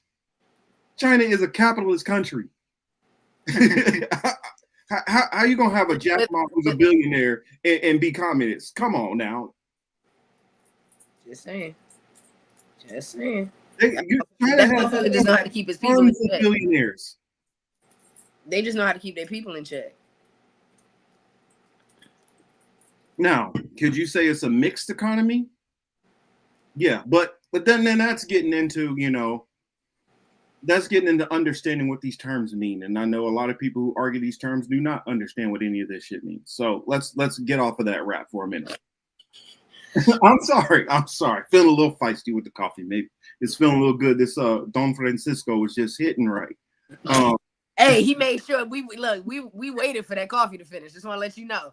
Yeah. I'm sorry. That's why I was running a little late. I had to make sure I get my coffee. He had to have his coffee, y'all. And that shit activated the day. Yeah. So The next thing I want to talk about is because I guess we can say the whole the Trump. I guess it's technically not Trump parade. It's the Army parade. And if it didn't cost us all this extra money, I don't think I don't think we need shit like this. I really don't. I think most of the country don't give a damn. What I missed? He about to have a parade? No, he just had one. I missed his parade? You missed the parade. What? Hold on. I missed the Trump parade. Yeah. I heard about it a couple of weeks ago, and I thought it was facetious. I thought somebody was bullshitting me. Technically, technically it was the Army's because it was the Army's 250th birthday. But Okay. it coincided with his actual birthday, his 79th birthday. That's why some people are calling it the Trump parade. In 2017, when he went to France, he saw the Bastille Day parade, which France has. Mm-hmm. And he wanted to do something like that ever since. Everybody all around him told him it was going to cost too much damn money, so ended up getting shot down. But this time around, since he's back, he's like, everything I want to do the first time, I'm going to do it this time, damn it. And so he had the parade. It literally his parade got rained on because it did rain out there. And I, from what I'm hearing, it was lackluster. I watched it in 2x speed just so I could see what it was all about. And what they did was they started off with like the Revolutionary War, and they had people walking in the army suits with, you know, some of the red coats, and then they went through the progression of the army.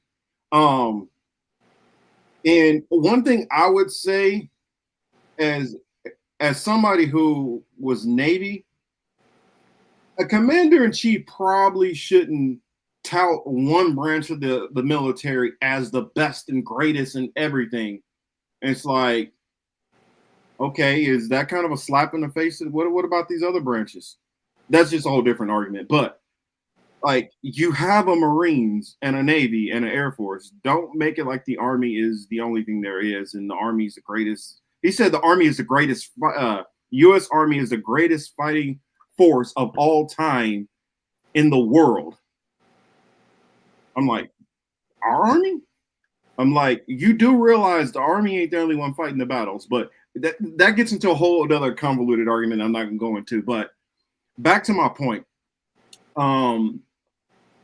Bouncing on the other side of, oh yeah, and we forgot about the Space Force. Let's bring up the most ridiculous branch of the military, the Space Force.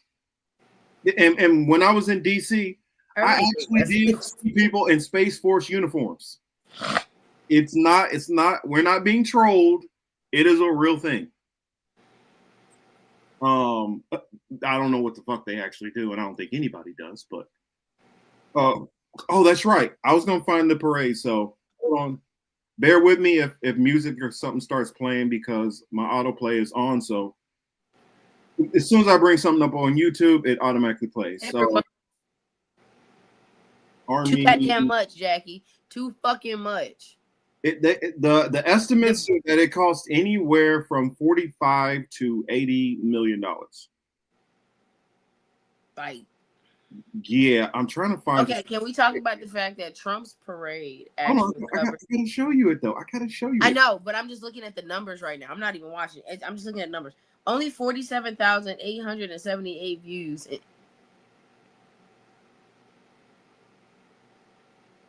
Let's see, what's a good one to find? All of them are like showing the whole full length version. And I'm not trying to show no 3-hour long event. No, just skip it to the middle, just so I can see some stuff. So yeah, I just got to show you something because I don't know if you somebody who you like military tech and all that. It might have been some or military history. The military history nerds would probably really like it. But let's see. What? Here, fuck it. I'll just go to one of these ones and we'll skip through it. It all says President Trump's parade, bro.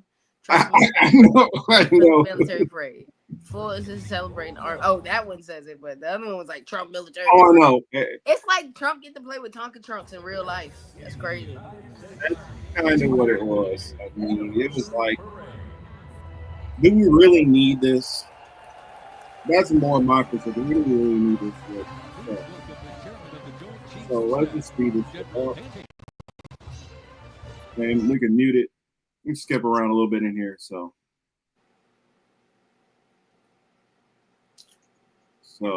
I guess that's the opening. And come on. That's the stage.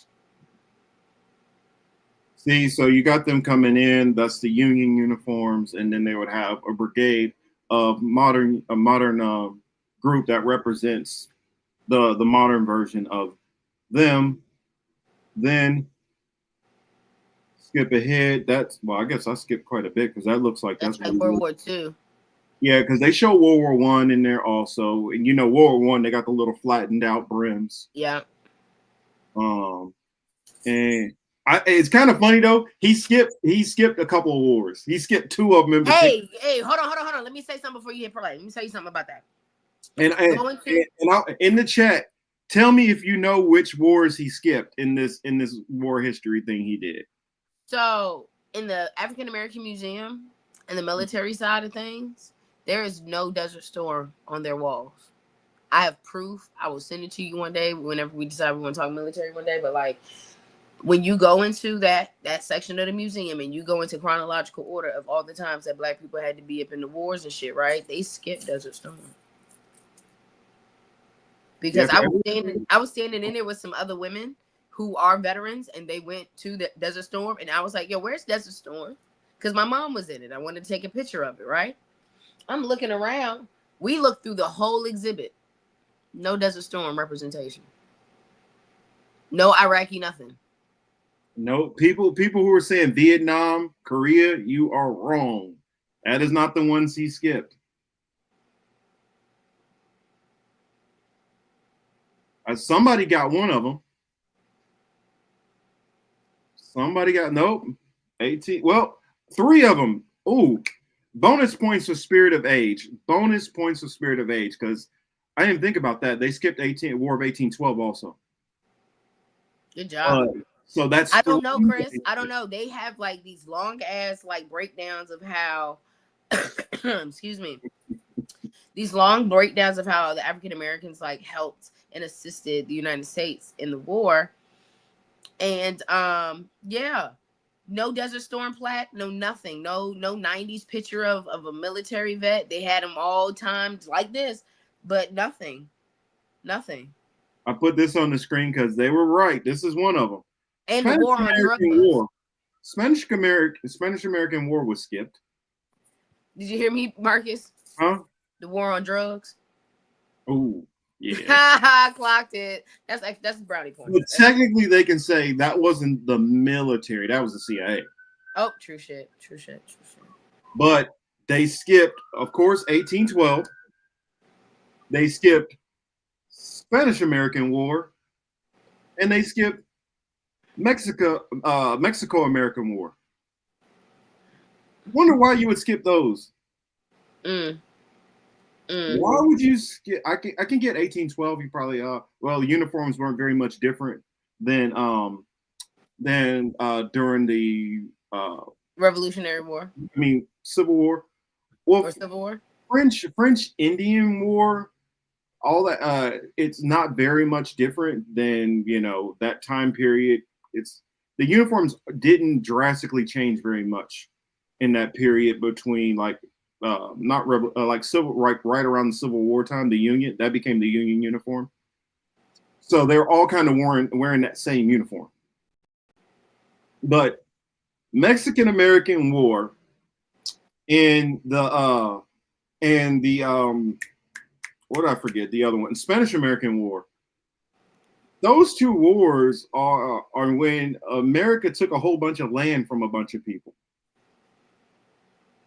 It's kind of ironic. You skip out the ones where America just stole a whole bunch of land. Not right now, Marcus. We fucking doing some shit in California. Look at my parade. Oh, I don't know. It was noticeably for me. I spotted that like almost instantly. Like, wait a minute, they just skipped those. Because he's racist. He don't like me. He ain't about to. Well, technically, you can say somebody else because Trump did not organize this. He told us he wanted it done, and that person decided to skip those things. I doubt Trump remembers most history. I mean, y'all can say he's a great businessman all you want. I don't believe like he cared much about history. And there's a lot of like surgeons who are great at all this stuff but don't know jack about history. So I don't hold it to everybody that automatically makes you unintelligent because you don't know this subject or that subject. But I do not look at Trump as being this great student of history. But yeah, let me speed up a little bit. And they had to like retrofit, well, not retrofit, but they had to like. Hey, Jackie, I be thinking the same thing, boo. What? I be thinking the same thing. Perhaps those were all extras because real people in the military are too busy being deployed. No, we got a bunch of people who were sitting around at bases. I know, because I remember the band. The band like never left. Yeah, you got y'all be surprised how many people who are active duty who Dana White, who don't sniff no part of a combat zone, don't even go near it. There's a lot of people. I mean, I'd say probably only about maybe what out of the U.S. population, 1% of the population are active duty and vets. Out of that 1% who are active duty and vets, roughly about 10% have even sniffed combat zone. And I'm not even talking about combat. Out of that 10% who's just been in the area, you know, been facilitating or been. Are they not bulletproof glass? Oh yeah. Oh, definitely. Oh, okay. I was just making sure I could get seen. Ugh.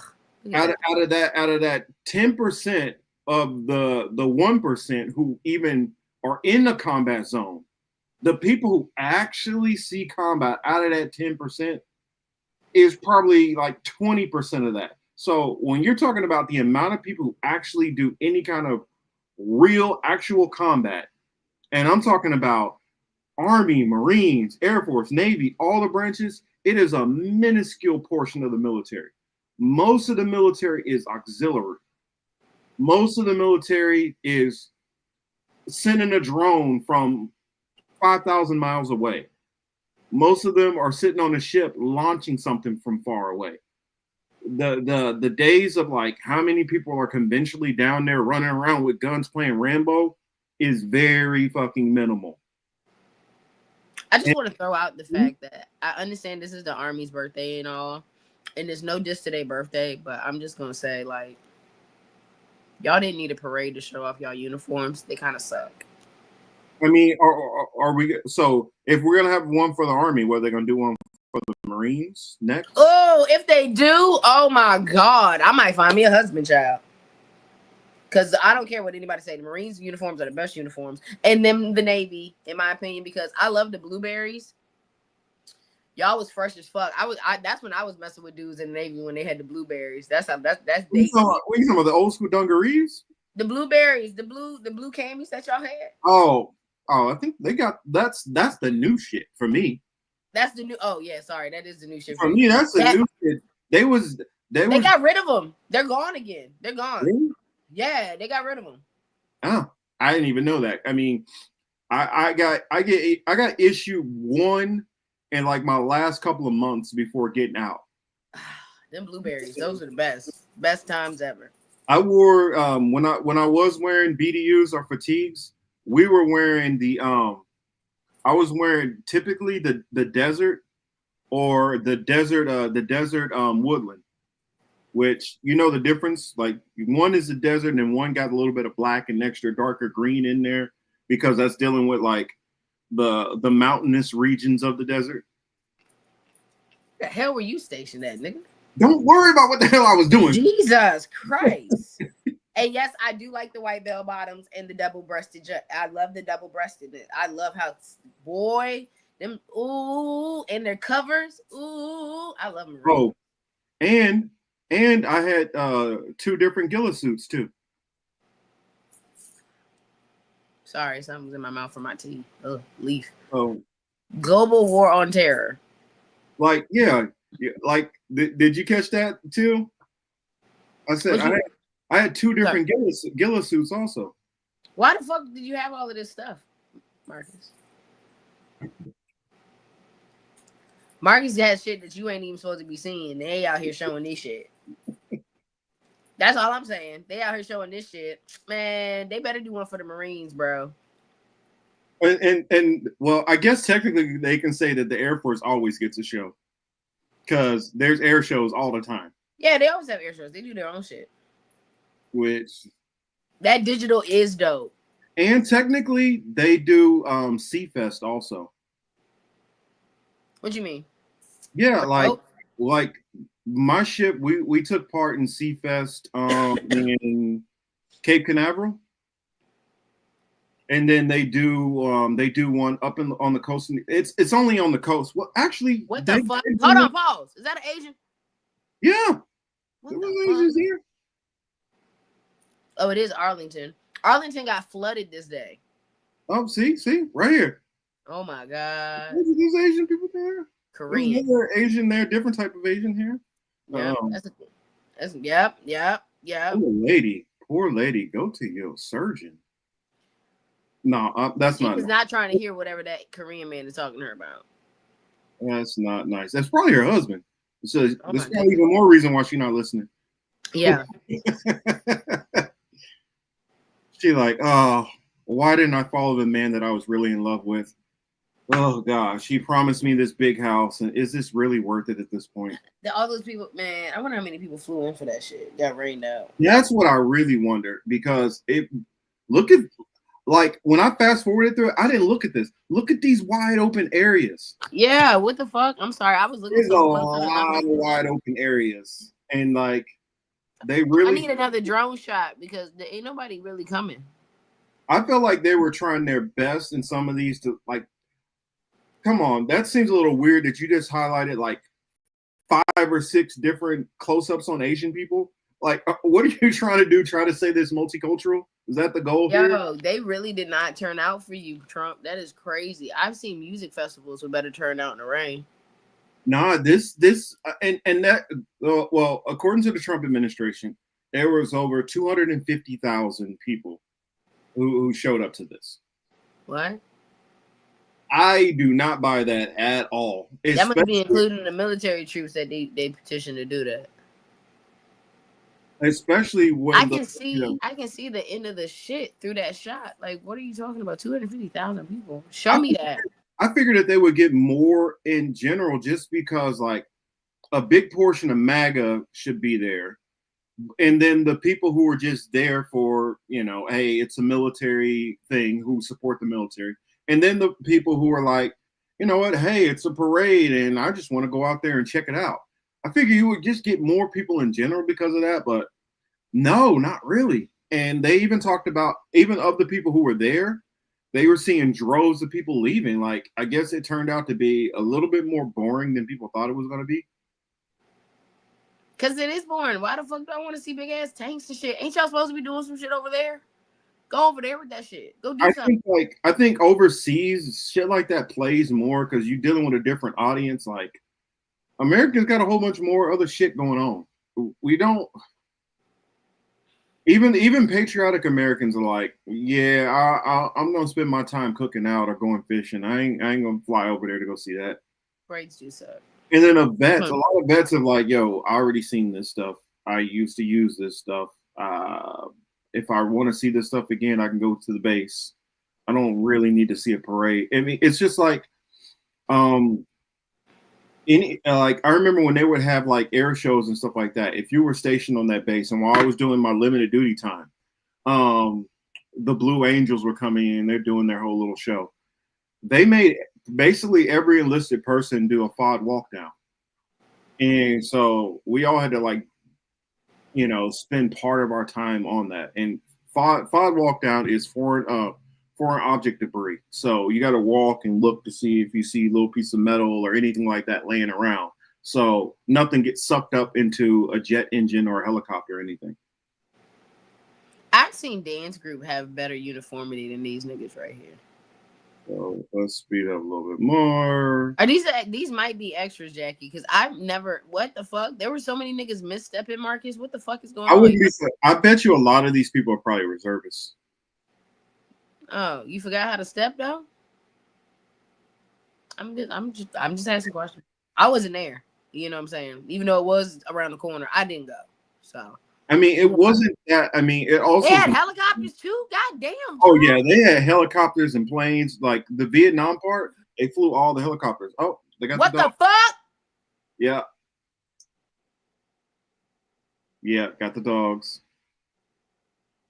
But let me Why stop. are you showing us everything we got in the arsenal, bro?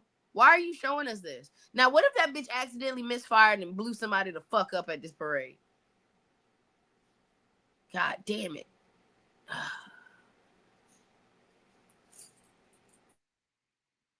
So I'm glad I muted it so we don't have to have none of them concerts. Who's that? Who's that? Somebody I don't listen to. I want to see how racist is they. I need to know. Let me see. Just let me see the front. Hey, remember back in the day when they used to do concerts overseas in Afghanistan and shit? Oh yeah, that's some racist I don't shit. know who the hell. I'm not about to play it. That's some racist shit. I can tell they got a fucking organ. Electric organ on the tape. That's some racist shit. I don't know. Maybe they not. Maybe they just like, maybe they're a Did little. you see that boy's hair? I don't know. Haired cowboy? That's not no liberal ass cowboy. I don't know. I just know it's not my music. It's not music that I'm gonna rock with. So I bet. That's all I can say. I mean, to each his own. Some people it's they jam. Some people really want to fly across the country to watch tanks. And robot dogs. Plus another thing you got to think about with like a Bastille Day celebration, which France does. How big is the United States versus how big is France? Facts. France is tiny. You can have a whole bunch of people. What are they gonna drive? What at max a couple of hours to get there? So it's not hard for a whole bunch of people to show up. Well, technically, it's not even hard. Okay, bad comparison because you can have just what 10% of Virginia show up, and that'll be a whole bunch of people. But it just seemed like people really didn't care. And I saw a video. Let me see. Did I send it?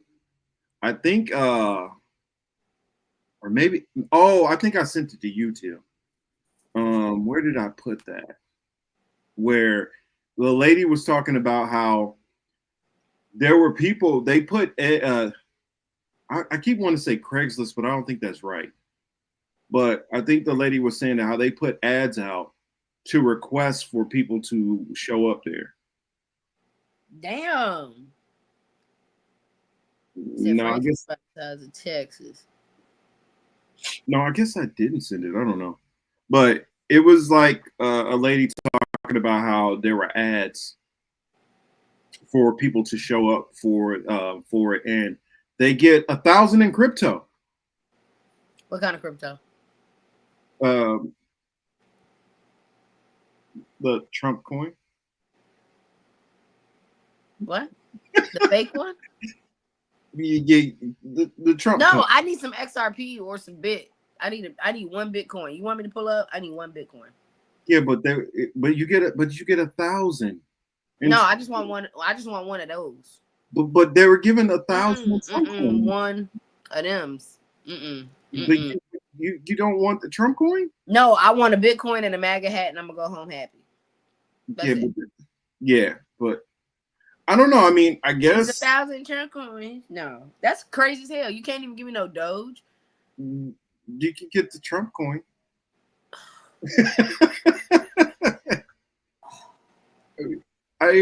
Why are you acting like that, Teal?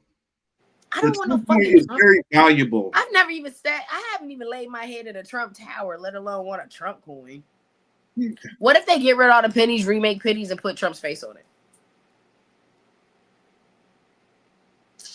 I wouldn't be surprised if before we're out of office, Trump puts his face on something money. Something. Dog. Okay. There's so many things to talk about today. He's gonna be like, you know what? We're gonna come up with a 3-cent coin and put me on it. All right, you know what? I can see him doing a 47-cent coin, even though that makes no sense. I could see him doing something like that. I'm honestly surprised it's not in the works to get his face on some unit of money. I don't know, maybe what there it is. How many times is stuff like $39.99? Trump can put himself on the $40. The $40? We could come out with a $40 now. You know, Got the 10, you got the 20, or he could do the $30. 22. 49. $49.99. We just gonna have a $49.99 because every penny goes back to him. I mean, if I knew I'd have an ATM fee, you really getting, you pulling 50, but you get a $49.99.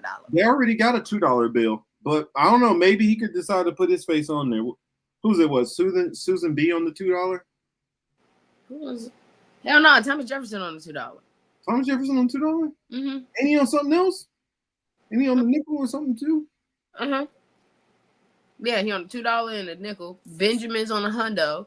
Jackson's on a 20. Grant's on a 50. Abe on the penny and the 10. No, penny and the 5. Penny and the 5, yeah. Who won a 10? Who won a 10? Who won a 10? Maybe he can be like, since he's already on the 5. I mean, on the 5, maybe I can get the penny.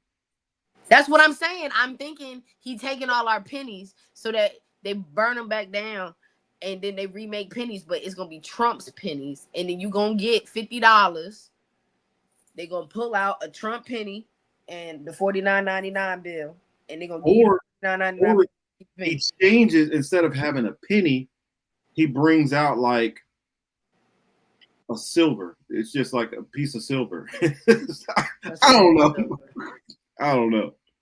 This shit is crazy though. Wow, that's funny. Said by the time Trump prints that $40 bill with his face on, it'll be worth $20. Thank you. I don't know. I mean, here. I don't know. Can somebody in the chat answer this question? Damn, that's twice today. Uh-oh. Really? Yeah. Well, people ain't been keeping up with what's going on. Apparently. I don't know. Somebody DM and asking. Somebody DM and that's what I'm saying, Wesley. So boom, they're gonna be in rotation. I think they're gonna find a way to collect all of them. You know what I'm saying? Well, not all of them, because some people's gonna keep them, but I want them to collect all of them, melt them back down, and then they're gonna say, "Psych your mind." We bringing them back, and they're gonna be Trump pennies.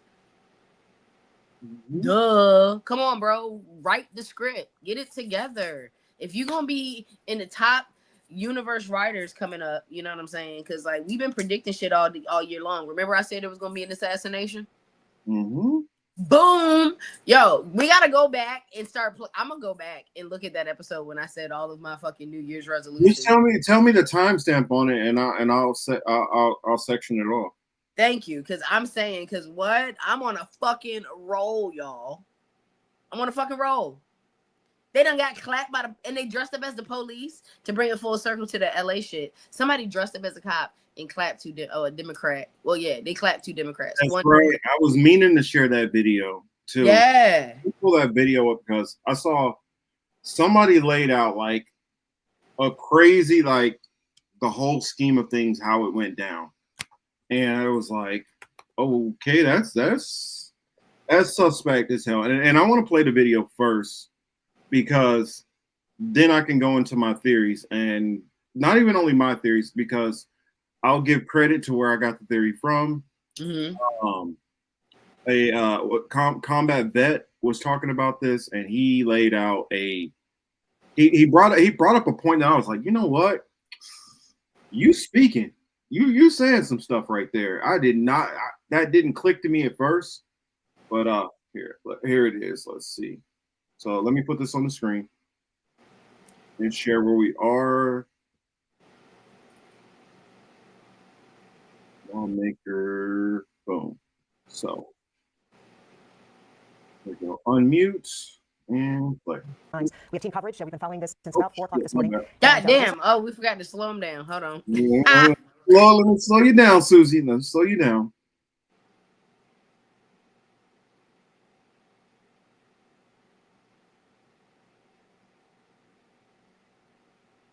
Y'all foul for not having a 1 button with y'all whole asses. It is, but I didn't feel like scrolling down.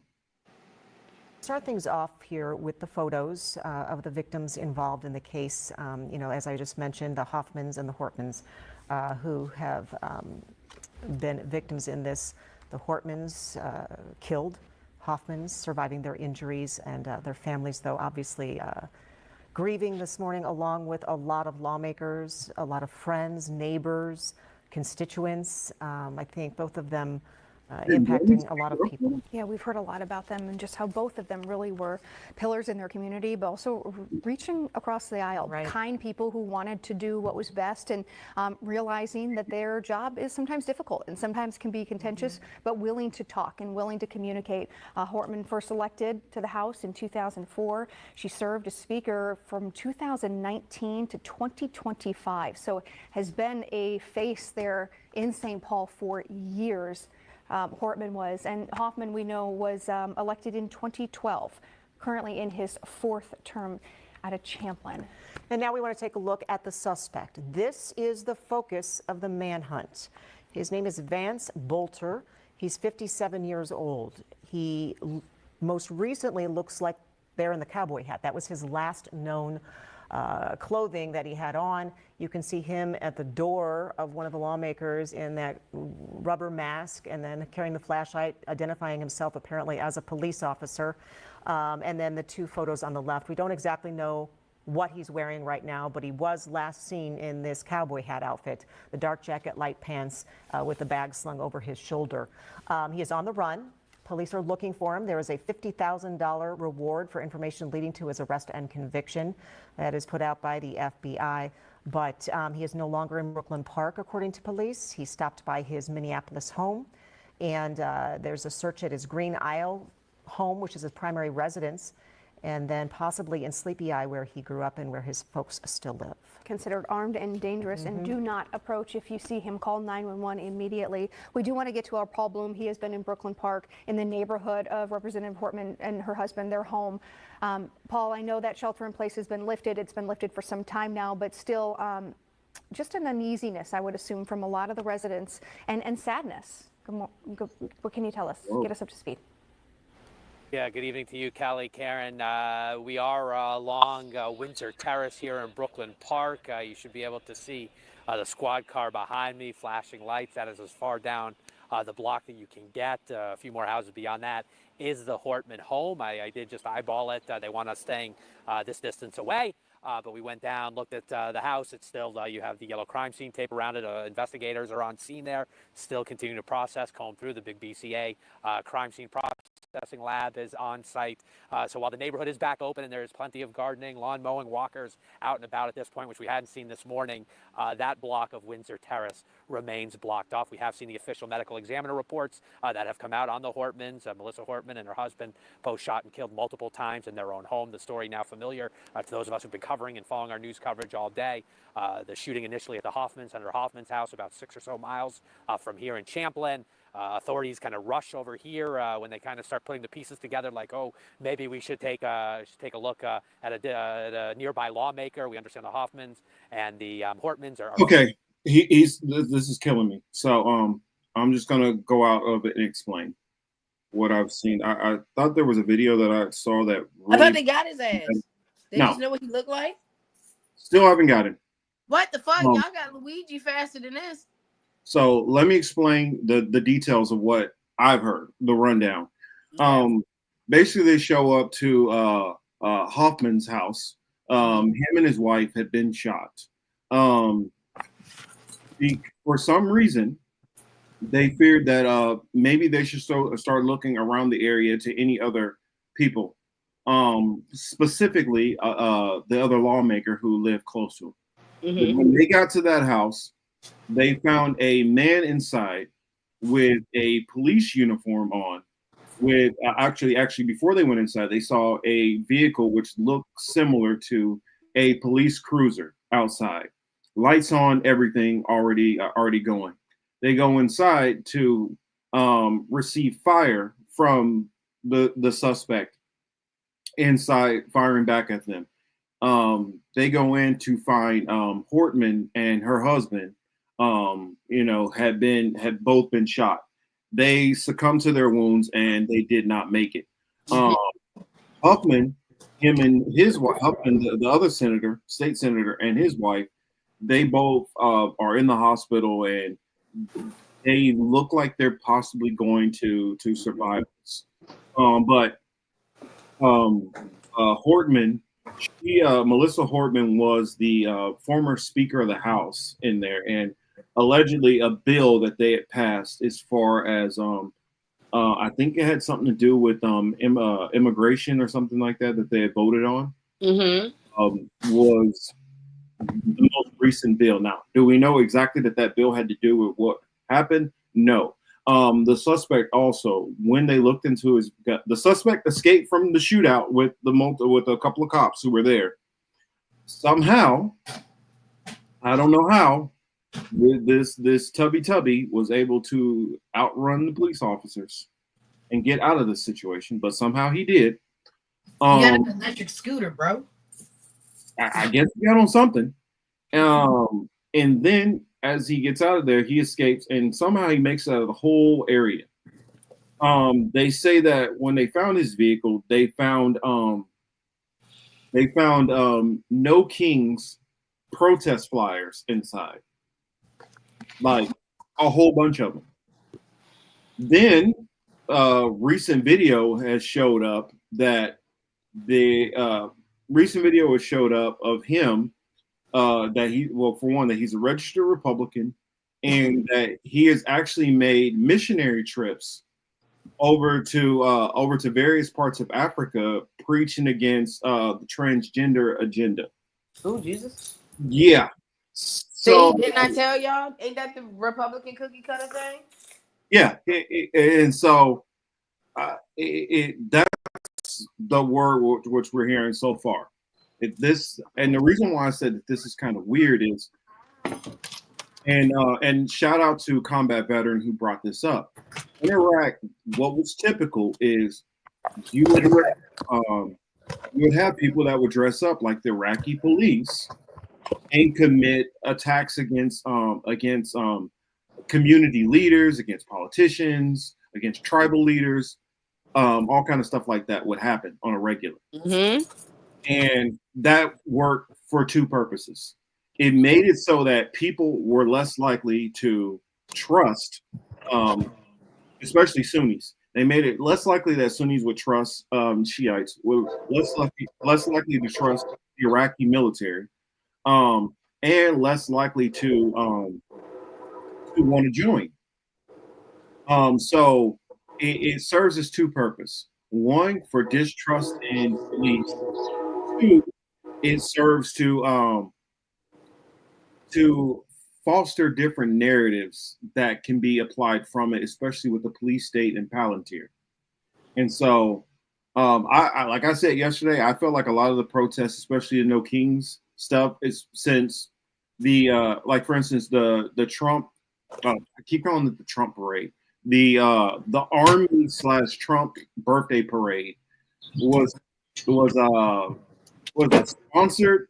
It was sponsored by like AT&T, Verizon, Oracle, Palantir, Lockheed Martin, like a whole bunch of different people, which certain ones make sense. But Palantir, what you doing? Especially with what's going on right now. So it just seems a little funny. Another thing, back onto Vance, who's a suspected person who tried to pull off this political assassination, which he was halfway successful with. One of the politicians. He also was supposedly tied to some security company that he owned. I saw that. It's a lot of stuff that's not making sense. Oh yeah, the video was fake. He was wearing a mask.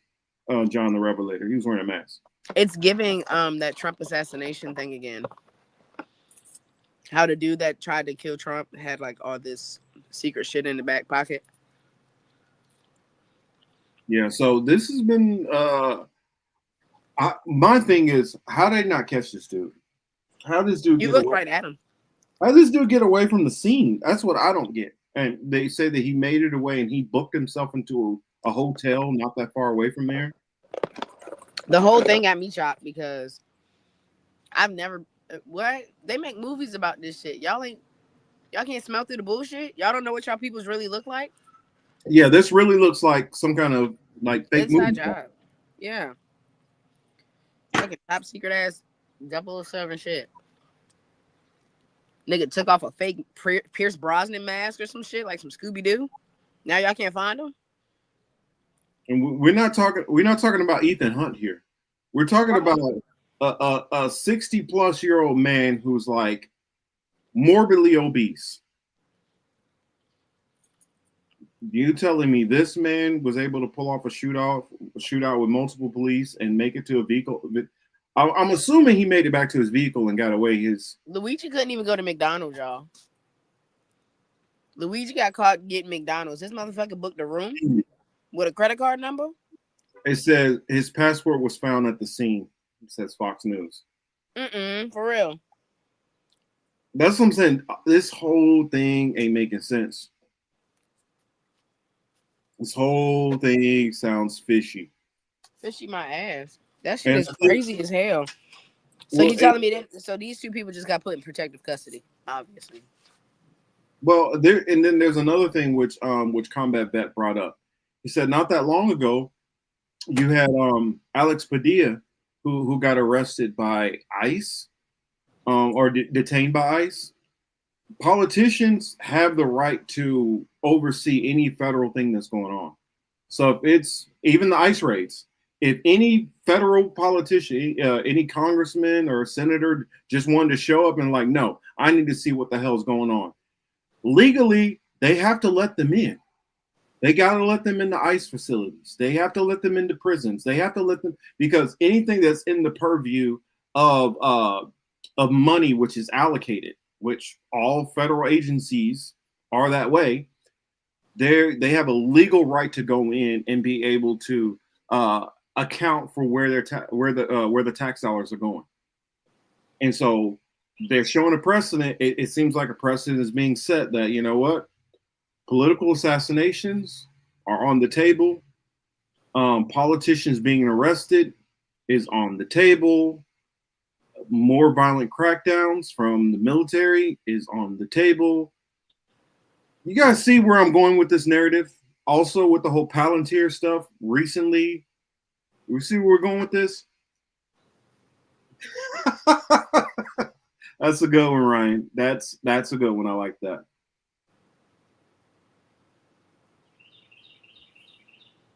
But this is just, I don't know. To me, this sounds like, I hate to put this way. I hate to think this way, because even if I disagree with something that people do, I don't want to think the most nefarious. I'm always trying to look at the brighter side of things and give people the benefit of the doubt. But it is very well possible that, and I'm not even putting this all the way, I'm putting this declaration here. I'm not putting this all the way up the chain.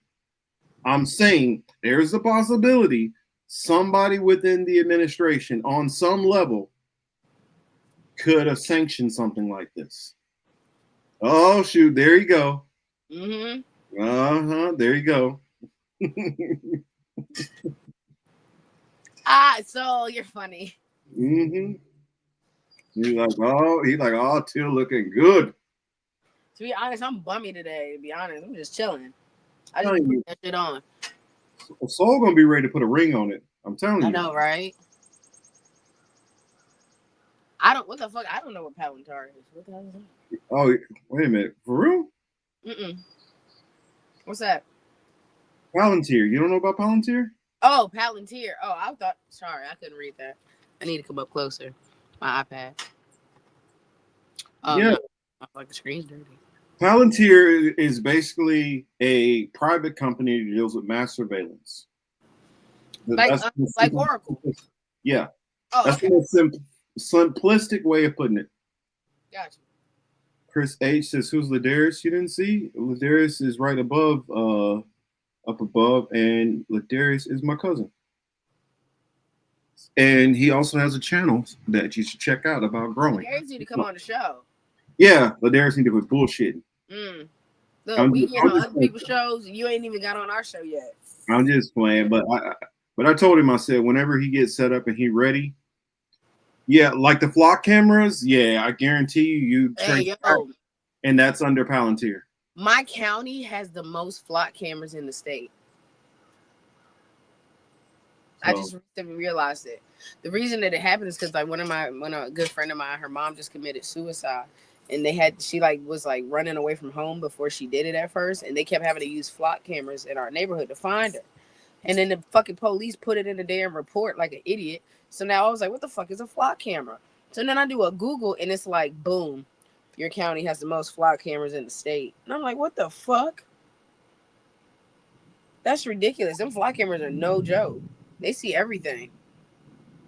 so this is what I give you that what I guess what a more expanded definition of what it describes it as.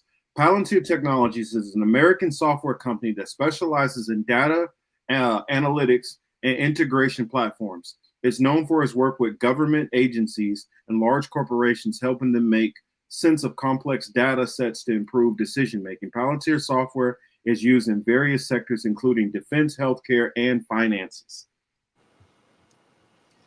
Defense healthcare. Defense healthcare. Yes. What healthcare? They barely want to give VA their benefits. So it says data. Sorry, can't talk. Palantir develops and deploys software platforms like Palantir Gotham, Palantir Foundry, and Palantir Apollo, which are designed to help organizations integrate, analyze, and manage data. And the pre-crime one, which they're talking about, has more to do with Gotham and Foundry. Oh, like Batman. Yeah, the Gotham is one which scours over your. I think that one is the one which is tied in with a lot of your software and studying your information. And Foundry, I believe, has connections with your software and possibly using your cameras and microphones and things like that. Jesus Christ. Yes. So when they talk about it's possibly like a pre-crime kind of thing, yes. Minority Report. Here is yes, it's going into Minority Report type stuff. And so we already got Wayland Corporation, Wayland Yutani stuff going on. We already have, OCP with the robot dogs or APD, either one. So we're already getting more and more of this stuff. Hey, babe, thank you. She's telling y'all, like, thumbs up, subscribe, and share. That's right. She's been telling me I need to put the banner back on. Hell yeah, get the banner back. There we go. So since we're talking movies, I just had to throw this out there because this is me being funny. Them senators really fell for the banana in the tailpipe trick. Yeah, we're not gonna fall for the banana in the tailpipe. No, we're not gonna. Yeah, they fell for the banana in the tailpipe trick. They really opened the door to the cop, and the cop got their asses. Mm-hmm. That's insane to me. Sorry, I just kept. Well, I mean, you got to remember when you're a politician, you trust law enforcement. I wouldn't trust them niggas like motherfucking Malcolm didn't trust the nation. Get out of here. And you wouldn't run for politics either. No, I wouldn't, because my mouth. Shit. My campaign would end after the first week. I done fucked around and said something wrong. Call somebody out their name, got to fighting at the daggone rally. Well, I often believe that I'd end up getting, that Sirhan treatment. That's what I think would happen to me. Get your hand out my pocket. Something like that. Oh, most definitely. Oh, goddamn right. Me too. If it ain't just an outright assassination because I done said something, like somebody gonna hate what I said. They're gonna be like, I got a killer. No, I think the government, I don't think it's gonna be I don't think it would be a random citizen. I definitely believe it would be the government deciding this dude is too much of a problem. We need to get him up out of here. Yeah, bad mistake. We should have never endorsed this guy. Yep. And so we've already talked about Israel versus Iran. Your thoughts? Because everybody knows at this point, I'm pretty sure you guys know that Israel has made a preemptive strike against Iran while Trump at the same time was pretending that they're still working on this deal. Yeah. Decided to not work on this deal. And Trump decided to just lie to their faces while setting them up so that Israel could backdoor them and attack. Okay. That's the setting the ground for us. What's your thoughts? He backdoored them. Mm-hmm. He backdoored the fuck out of them. Like this whole Israel thing. Sorry, I gotta turn my camera off, but I'm here. This whole Israel-Iran thing is just war on terror ×2 or part 2 or whatever the fuck you want to call it. Y'all already should see this shit. This shit about to go way left, way quick, bro. Yeah, well, I guess my follow-up question would be, where do you think this is going to be? Because I'm seeing people who are having different perspectives. Some people think that, boom, we're already in World War III. Some people are like, wait and see. And I'm more in the posture of wait and see, because I've heard Iran talk tough plenty. And I'm not saying that I don't believe they're capable, as in like militarily. I believe they're very capable to do a lot of damage to Israel. That said, do they really have the heart to do it? I mean, I'm at a point right now where I'm tired of getting picked on. Okay, I just had that realization the other day. Like I'm tired of getting the short end of the stick. I'm tired of motherfuckers, and this is like me speaking from a personal space. I'm tired of motherfuckers thinking that they can punk on me and shit. You know what I'm saying? Mm-hmm. So I know you may think these niggas ain't got the heart to do it this time. This might be their 13th reason to say fuck it, let's go. For real. Well, I was doing a little bit of math, and of recognized actual wars America's had, they've had 11. Okay. Counting the world wars. Okay. 12 is a very significant number. It is. I was born in the 12th month, quote unquote. So think about it. You got 12 months. You got the clock is split into 12s. You have what is it? I think somebody said there's like 12 different time zones. There's probably more than that. That's probably all cap. But 12 is also significant within the Bible,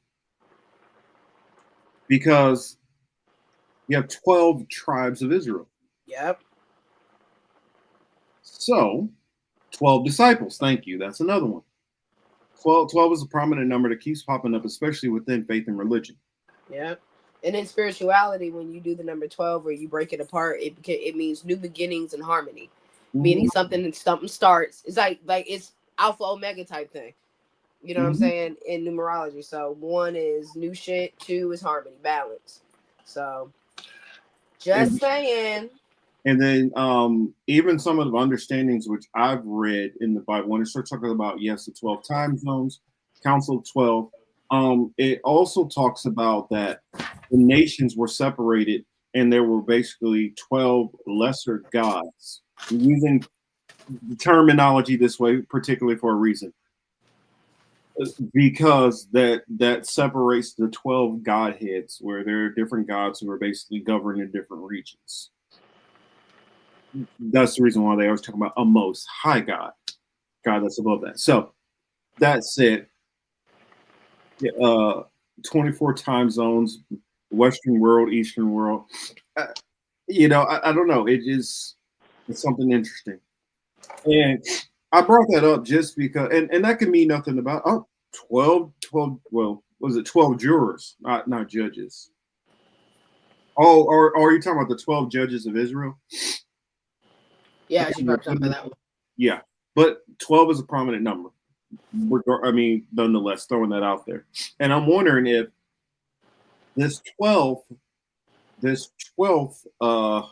war could signify something big thing happening. Now, where like different Christians, as far as eschatology, believe we're in different seals and different stuff like that. And if you follow the seals, and the trumpets, I often believe we're between the 5th and the 6th seal. So we're at the 6th seal, 12 divided by 2. And I'm not a numerology person. I'm really not. I know the numerology people are like all on this stuff right now. But I don't know. I just think it's interesting. And for me, it calls off different things that popped in mind. And I'm not a numbers person at all. And I know some of y'all are numerology, angel numbers, all that. Yeah, I brought up that one. Thanks, babe. But I just wonder if this is going to be the one, because I've been asked this question. Me and Liz have talked about it. I think other people who DM me asking about it. Do I think this is going to be the kickoff? And I do know some people, especially within the Hebrew Israelite community, many are like are chomping at the bits for World War III. And I know that sounds crazy, but it goes with other things. So there is a method to the madness. I don't know, Yoni. I'd have to double check before I say yes to 12 lesser prophets. I don't know exactly how many there are. It could be more than 12. I don't know. You don't owe me $10. I don't know why you say that. But because I saw that yesterday. You said you owe me $10. You don't owe me anything. In fact, I actually owe you something. I owe you shirts that I was supposed to send out that I've been like behind and delayed and procrastinated. So my apologies. But the things that I'm looking for, and it's weird that information has been so confusing on trying to understand this, on who's attacked when and where, and which is this the part? Are you guys reporting on the first attack? Are you reporting on Iran's response, or is this another attack back to Israel? And I think this is by design. I think a lot of these distractions on other things are by design to kind of distract us a little bit away from the Israel-Iran thing. And I would argue because Israel is, in a sense, be careful with this. We on YouTube, y'all. Yeah, that's what I'm saying. We're on YouTube, so be careful with this. I think that there could be an effort from powers that be, and using, and I'm not saying that even all the events that are happening are red flag or fake events. I'm saying when you work in a newsroom, you hear about hundreds of different stories, but you make a decision which stories you want to cover on the news. And if you really like know a lot about the news game, I want to say majority of the news, it might be slanted different ways, but most of it's curated by the Associated Press. They're the ones who kind of put out a story and then everybody like just copies off their paper. So why is it that certain stories are getting the push? Why is it that we're hearing about certain stories and we're not hearing about other stories? Some of that has to do with proximity. Okay, you grew up in the Western sphere, so you pay attention to Western stuff. Yeah. Some of it has to do with biases. This is something that you care about, so this becomes the story. Some of it is, this is shit you don't care about, so this gets no attention. Some of it is benign. You just, okay, you only got so much time to cover stuff. You feel this is important, so you covered it. But sometimes I would argue that there is a concerted effort that certain things are not focused on, that we don't pay attention to certain stories. And I'm just saying there's the possibility that people would like to take a lot of attention, as much attention as possible, off of really looking at the minutia of everything that's going on with this Israel-Iran situation. And what I would say on this is, I think that Israel is trying their best to get the United States involved. They're really trying their best to get it. It reminds me of boot camp. I'm gonna give y'all a little story real quick, and I know I'm ranting and raving. I'm sorry, Till. I'm gonna hand it over. I'm not gonna keep talking. You are good, but I feel like this reminds me of boot camp. And what they would do is they would pick on somebody and get up in their face and yell at them, spitting on them and all kind of stuff, because they can see how mad they're getting. And their goal is they want them to hit them. Because, like, I know other people call them drill instructors and stuff. In the Navy, we call them RDCs, Recruit Division Commanders. So just bear with me and follow it for a minute. So their goal is to get the RDC so the RDC is trying their best to get the recruit to hit them. As soon as they hit them, What do you think happens, Teal? They get dropped. Yes, because as soon as they clock that one, the 4 or 5 other ones who are standing right there, like, oh yeah, they're waiting to beat the holy hell out of you.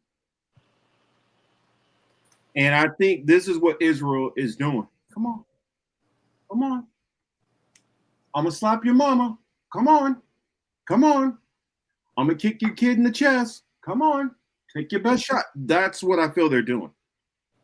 What Israel's behavior reminds me of is Israel is like that loudmouth girlfriend or wife who tries her best to get her husband. Or my husband know how to fight. He'll beat all y'all asses.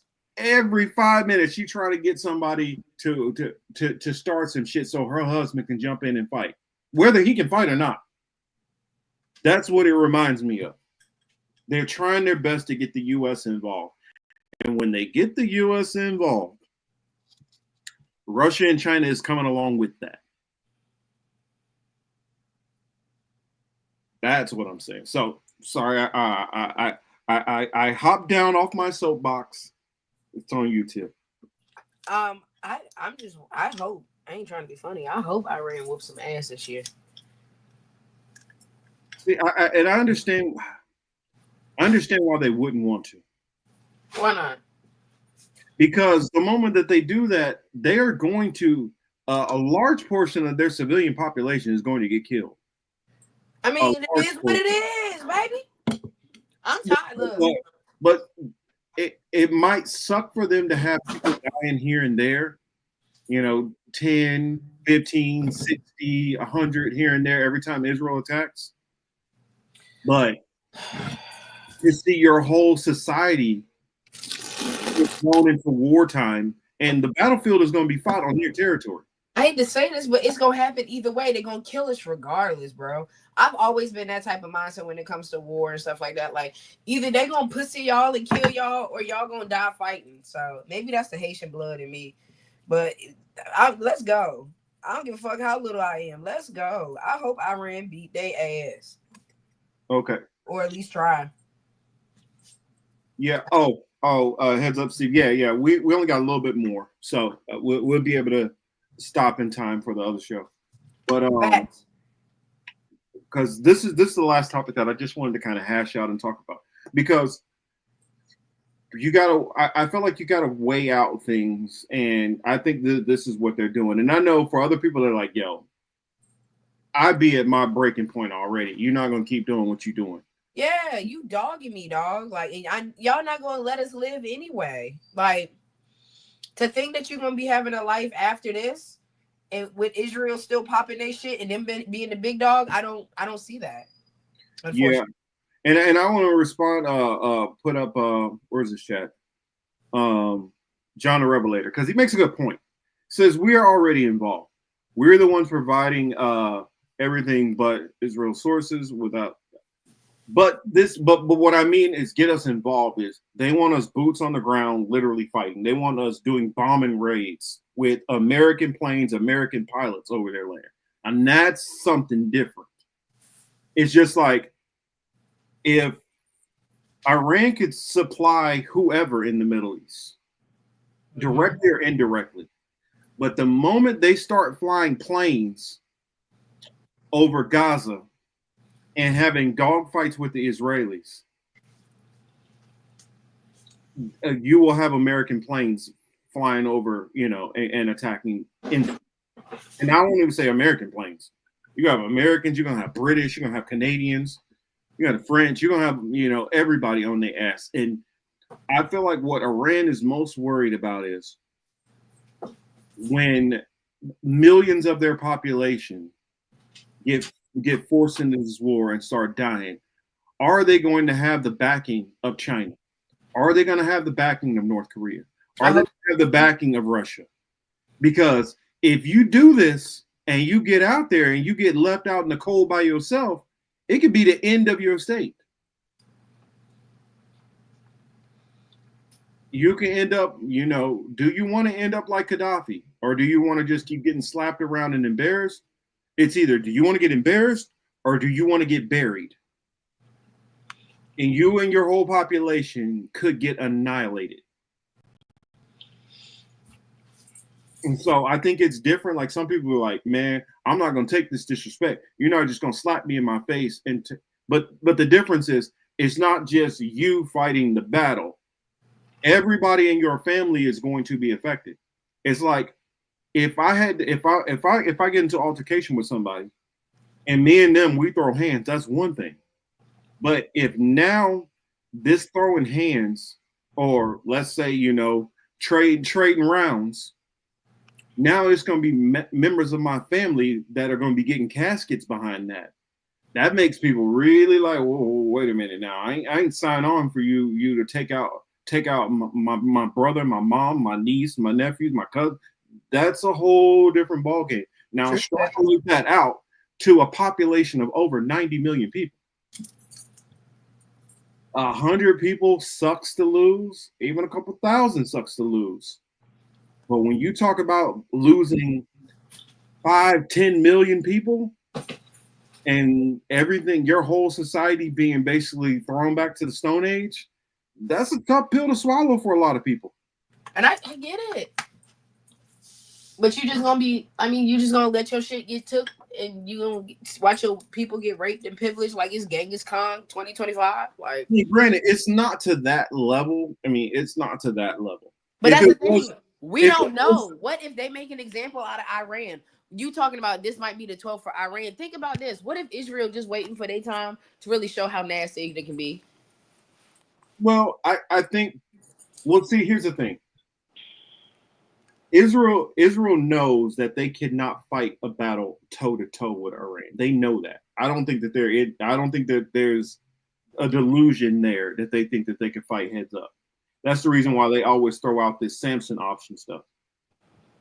They want to keep threatening. Okay, we'll pull the string. But the only reason why Iran is holding back is they got 4 or 5 other RDCs waiting there to stomp them out. It's not a one-on-one battle. True.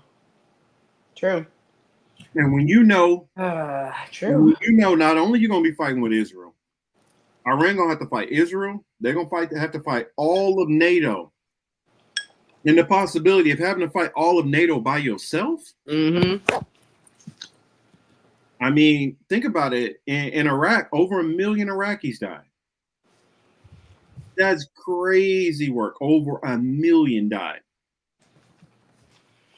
They could be dealing with a situation like that. Now, granted, the U.S. and NATO, if they do it, you think you're walking out of this with no black eyes? No, don't think that. The U.S. they're gonna get touched because this is all they really have to do. They really have to do is like, you know what? We're about to go over here to Saudi Arabia. We're about to fuck up their oil fields. You will completely throw the American economy into turmoil, and also throw the whole world into turmoil the moment you do that. So they got a card to play, but the backfire, the backlash that's going to come from that. That's what I'm saying. It's weighing these things out. Is this offense bad enough? And like the whole argument about Iran is trying to build a nuke is BS. You know why? Because their supreme leader has a fatwa against making a nuke. They know it's a population killer. It kills civilian with the innocent alike. And I know they want to put them as these horrible Muslim extremists, but they actually don't want to kill innocent people, even innocent Israelis, which since most of them are IDF at some point in time, I don't know how you quantify them as innocent. Bruh, and that's what I'm saying. They're not the good guys. Not to be a dickhead, but you can't have most of your population is basically military. It's basically the military, but at the same time, say innocent victims. Before we get off this subject and get kicked off the show for today, can you pull up that news article about Jenner and her bomb shelter? Oh, That shit was funny to me. That's right. That does tie to this. That's It does, because that you said they all it is military and Hollywood over there, bro. For real, for real. I used to read all these articles about how all these superstars and stuff would go over and do like these weird pop-ups in Israel, and then they get like citizenship or some weird shit, like a piece of property, or you know what I'm saying? Just weird stuff. And then I see Caitlyn Jenner in a fucking bomb shelter. How? Who do you know, girl? It's like, when did you go over there? When did you get there? I thought you hit somebody and you had to go to court for that body you caught. And it says here, we will prevail. Caitlyn Jenner drinks wine in Tel Aviv bomb shelter amid Iran missiles. Transgender activists in Israel for Tel Aviv's now canceled Pride Parade goes to Novosai Takuma and Kibbutz Be'eri in Gaza border area. Now, it's kind of, for people who don't know that, Israel has one of the largest gay pride parades in the world. Jesus. Like some years they're the number one, some years they're like number two. But many times Israel is like one of the biggest gay pride parades in the world. Now, how are you? I'm about to ask.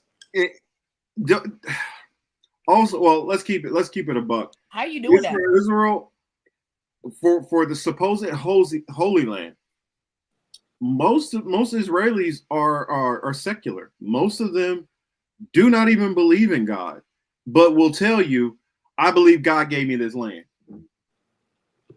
Okay. So you don't believe in God, but you believe God gave you the land. How? Okay. And then also, I think I brought this point up before.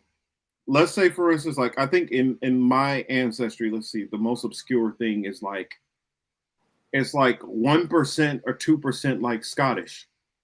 Could I go over to Scotland and claim some castle with my like 1 to 2% Scottish? No, they're gonna look at me like I'm a damn fool.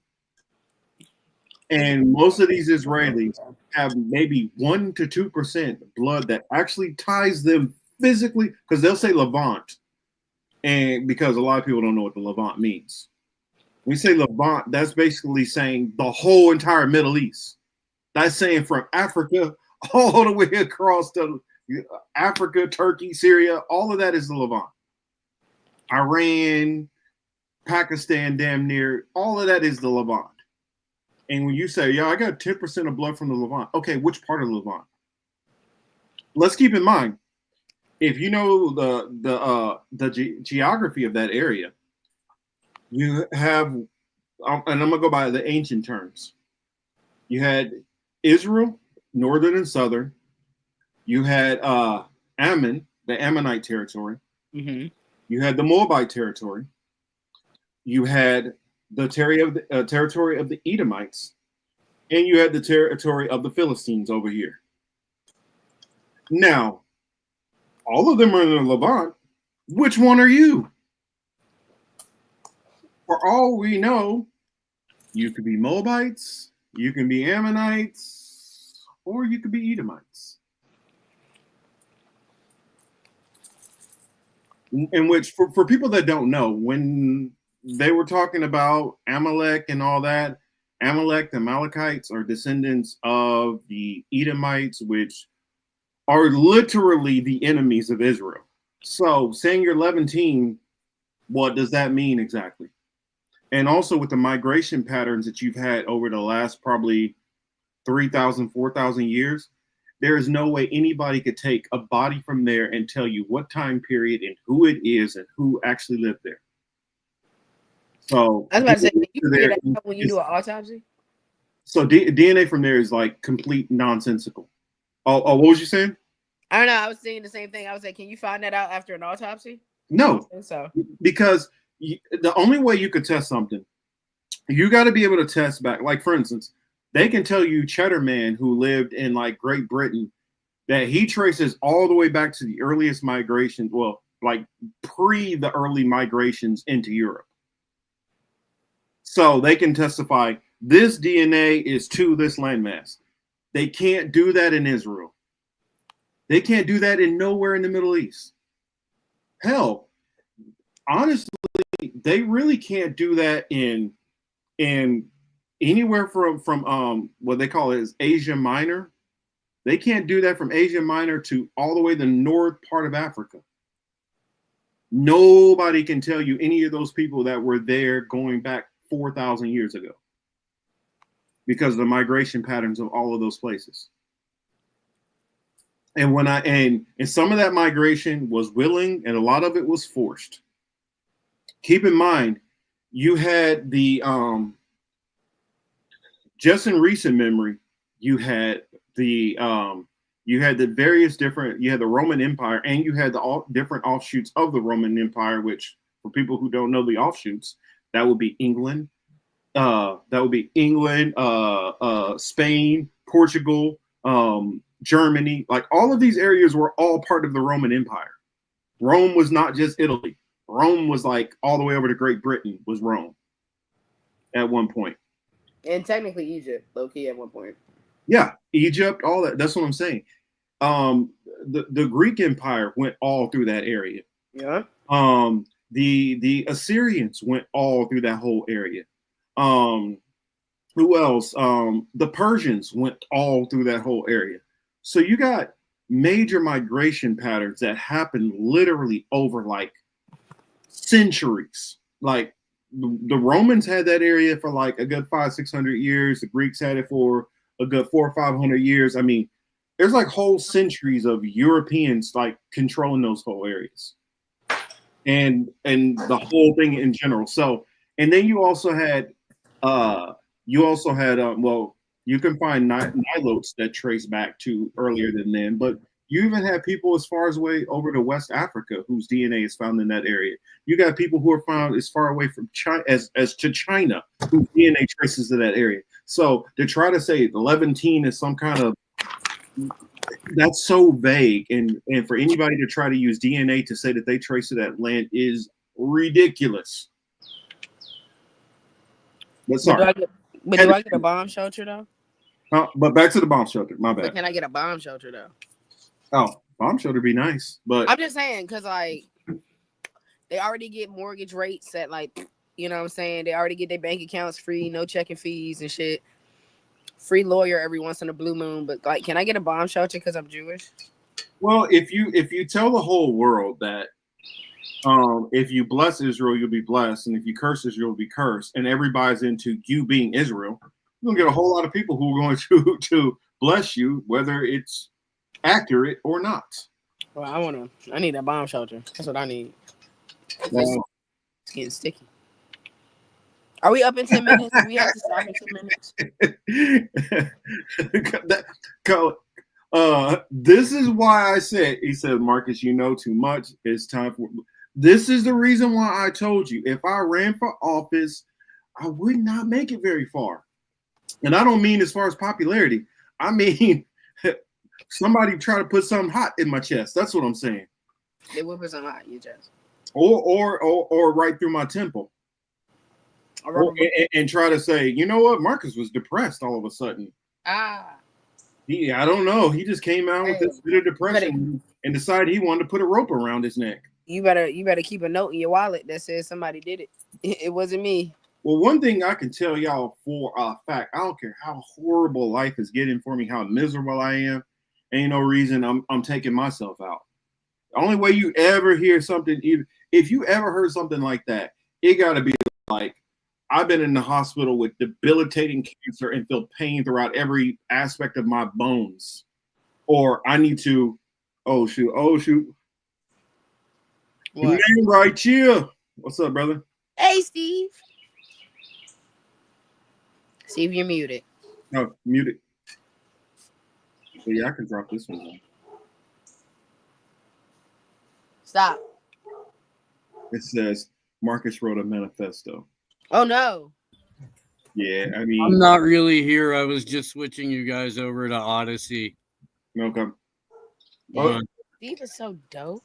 Don't pay attention to that man behind the curtain. So I mean, there's no rush on this end to get out of the show or anything like that. I just moved you guys over to a different AM Wake Up channel, and then I'm gonna set up the Mob Rules thing here in a minute because Appreciate you. I love Hey, we you. appreciate you. Yeah, we're only gonna run a little bit longer, so do whatever you want. This has been fascinating, dude. I can't wait to talk with Teal tomorrow night because it'll be fun. We got. I gotta. Hey, get my telling you, song Steve, playing, Steve. I'm Don't gonna forget- take. I don't know when, but one of these days, I'm just gonna take a couple days off and swing through AM Wake Up because I always. Oh yeah. And so, and you always know, you always got an open invitation over here. So, Fuck yeah. whenever you want to hop on, just let me know. Heck yeah. Well, you guys, take care. Have an awesome rest of your day. Marcus, always good to see you. Glad we could finally connect on this. I've been trying to get you guys on the channels for a little bit. Just glad we could do that. Yeah. Thanks, Steve. I told everybody, say, yo, that's on me trying to, get everything figured out. But now I know exactly what it is. It'll be easy, and you guys will see us on a regular over here on the AM Wake Up, Yeah, and if you're looking for an ad-free place to watch Political Matrix, it'll be on the Odyssey channel, like going forward too. Nice. Because I think the way I have my StreamYard set up, I think I can even have another link on there. Well, I get 2 spots as the guest, so we can always go to 2 of my channels, and so we can go right up to the wire at 2:00 on the Rumble one, and then we can kick it over to the Odyssey and like the BitChute or something like that. Mm-hmm. I was gonna ask, is this a good time roughly to start? Because I know you and Glory normally go on, trying to make sure I juggle that so it doesn't conflict. We either stop at 11 or we go till like 11:30, and it really just kind of depends. But I'm for trying to get out in an hour. Okay, well then that makes you guys give a hard ending. Okay, then we'll just keep it at about like 11. Well, I never like to start at the top of hours, but I did. But yeah, I could do it at like 11:15. Okay. And that gives a little extra runoff time. Heck yeah. All right. That'll be the time until football season. Y'all know. Right. I know it's all fixed and everything, Steve, but I still gotta turn my brain off for a minute and enjoy it. Hey, like I'm the one fixing it. I mean, come on, man. Dang. I know, but there's a lot of people who are like, y'all know this stuff is fixed. I don't care why you root for these teams. Why you watch this nonsense? I can't remember who it was, but somebody was like really on their rant, especially about the Chiefs. Mm-hmm. Yeah. Well, all right. I gotta bounce. I gotta set up the other show. And yeah. Like I said, it doesn't. You're live on the Odyssey channel right now. We'll figure out which ones to do. Like, but yeah, for at least like almost 3 hours, we'll have you up on the Rumble channel. Okay, that works. I appreciate it. Yeah, and we're probably only gonna go maybe 10-15 minutes more. Do you think? All right, I appreciate it, bro. Have a good show. All right, y'all take care. Thanks. But Chris H asks, what's the next show you guys gonna be on? And I believe that'll be Nature Boy's show. Friday, right? Mm-hmm.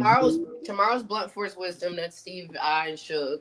That's right. And then the 2 of us will be with Nature Boy Friday, if I'm not mistaken, to do his show, and then our stuff. And then you guys know that like as stuff comes up, I'll just have like we had last week. It'll just or yesterday. I'm thinking my mind's all over the place. But like how yesterday I went out for the protest. There'll be some streams that I'll just go and just do some shit. And if I think about it in time, because I'm such a everything's all wish-wash and I'm a big procrastinator, I admit. So sometimes I haven't even hit up Teal to give her the chance to, hey, did you want to collaborate on this? And because I assume everybody else got shit going on. And so I just sometimes there's going to be some streams where it will just be me. I'm working on the thumbnail and setting it up where Teal will have some stuff where if she just want to hop on, because with us being on different coasts, timing wise can be, it can be a process. So there might be times where Teal wants to do something and I'm not off work, so I can't even be there if I want to be there. Heck yeah. So not to mention, y'all probably gonna start seeing me stream a lot more for my trail rides and stuff, because I be outside dancing and shit, trying to enjoy my fun thing. You want to put some of that stuff on here too? That's perfect. I would love to, so they can see how we get down with the get down. Chris H. I don't. Let's see. Do you not off the top of my head, because I was gonna say every time Nature Boy is on our show, he drops it, but it's. Let me see if I can pull it up real quick, because oh wait a minute, I can do it through my phone. I was about to say. Probably do it through my phone and go to his channel, because I follow him on. Actually, I can do it through X. So I know on X I just go straight to his channel. Boom, boom, boom. Oh shoot. What the hell? What the hell? What the hell he on? Yeah. Oh, Charles put out. Y'all remember this? Remember when the Ukrainian guy went in there and he just like casually just dropped a couple of bombs in the room, like literal bombs? Yes. And he's like, "Oh wow, that's Yes, he does. I love Nature Boy's voice, y'all. Yeah. He knows. I want him to narrate my eulogy before I die, just so I can hear it, because I ain't gonna be able to hear it, Like I actually had somebody tell me that they would like I'm working on a book. For those who don't know that, it's fiction. It's fiction. But they were like, yeah, for the audiobook, just go on ahead and do it yourself. And I'm like, I don't love my voice like that. So I would probably Nature Boy is somebody I wouldn't mind him doing the voiceover. So hell yeah. I'm gonna have him read my autobiography, my eulogy. If I can't get Morgan Freeman, I told him he's definitely next in line. So copy link. Now let me get to YouTube, because I'm doing it. Just I'm not super fast. So here is the link. So that is a link to his Rumble channel. Let me see. Did it even show up? Yeah, there it is. That is the link to his Rumble channel. And so you can click that and you should be able to find his channel. And then when he posts the actual show, because I'm pretty sure, I don't think Chris H is on Twitter or X. So. I don't think he used to be on Twitter. Nature Boy had his Nature Boy Twitter page, but I don't think he's hella active on it. Oh, somebody else who I wouldn't mind voicing over something for me. What you mean he too old to get Morgan Freeman? Who too old? Hey, Morgan Freeman is probably the dopest you could have. Nigga, that's God. I don't think I don't think I'm in that. I don't think I hit that pay grade to get Morgan Freeman. I don't think I hit that pay grade. You got to be like up there doing something big to get Morgan Freeman. Or you got Coochie. One of the two. We about to find out. Just gonna throw it out there. You got some deep pockets. I don't need him to like me, Ladarius. I need him to voice over my eulogy. And not to mention, he getting older. So 30 might be all right for him, okay? Not to mention, I ain't got no kids. I look 26. Somebody, bruh. Yeah, I would want Jamal Thomas. Really? In fact, and I would tell him he can ad lib into it. Because, he be saying, like, the craziest stuff. Like, the way he, like, his verbiage that he uses sometimes. I remember one show, he was like, yes, and over here from the left corner, I am the infatigable ember in the darkness. I was like, God, what? Hey, if I had somebody like freestyle over my shit, I ain't gonna even hold you. I would have been like, what's his name? Riff Raff. I don't know why. Lord. I love Riff Raff. Do that penguin freestyle? Yes. Tiptoeing in my Jordans, Riff Raff. I love Riff Raff. I've seen him in concert like 3 times. Yeah, really? Yes, I don't know why. That's like my guilty pleasure is going to the Adium, concert. adium. You know, like people like Tech Nine and like I'm like, what? What? I need a refund, 1,000 pounds. I need a return. I'm like, yo, that's my baby. 2,000 pounds, buddy. But okay. I was like, man, that dude is a complete parody of a real person. He's not real. Nobody can convince me that he's just out there basically doing a Saturday Night Live skit every day of his life. Mm-hmm. And I bet if you talk to him, he's like probably like, yeah, of course I don't really do this. You know, this is how I really am. You know, the Riff Raff is just a character. He probably sounds like Steve from Accountant or something. Yo, for real, look. When Riff Raff turned his white boy on, it's even funnier because he likes to golf. But that's my boy. I love Riff Raff. I've liked Riff Raff ever since I seen him. He was on that dating show on MTV when he first started, before he was even really Riff Raff. Mm-hmm. That was my dog. Oh, YouTube rappers back in the day. What a time to be alive, man. No, something that they need to bring back, and I just saw this the other day, and it's weird watching people react to stuff that like you watch and everybody was like a thing, and they're making it like this new discovered stuff that nobody knows about. Pros versus Joes used to be my show. It's just like I seen this this kid and his father, they were reacting to 50 Cent Many Men.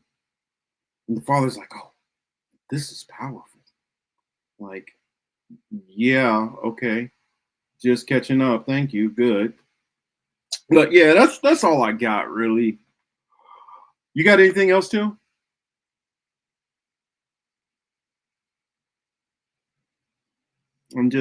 I feel like most of these stories are just in flux, and we're gonna wait and see. We're gonna wait and see what's gonna happen. And part of me is really worried. I've seen him react to Tupac. Oh, so you know who I'm talking about? The kid and his father. Yeah. Oh, yeah. You do know exactly who I'm talking about, because it was a video below that with the father reacting to Tupac, and he was like, "Yeah, 50 Cent is like one of those people. Like I've heard the name, but I don't really know him. But you know, 50 Cent, Tupac. Yeah, okay." And I don't know. I've gotten into this web of watching reaction videos, which a couple of years ago I would have been like, no, reaction. I don't watch reaction videos. It's stupid. But Dear Mama, he cried. I'm gonna have to watch that. I don't know. I find it interesting to hear other people's reactions and responses and stuff. I feel like, not that I'm old, but the older I get, I care more about hearing other people's opinions than spouting my own. And so even if it's something I feel a certain way about, it's always cool to hear other people, especially if it's their first time seeing and hearing this stuff. It's pretty cool. But yeah, that's it. Let me know, Till, if you got anything else, because I'm ready to close it out. I mean, if you think about it, I've done what? Coming up on 3 hours. So that means this weekend, I've done about 7 hours of live streams. Yeah, about 7 hours of live streams. And I think I'm ready to relax just a little bit. But yep, I don't see Till. So we're gonna go on ahead. Includes this, yeah, short show. Yeah, 3 hours, but it's still, we went 3 hours.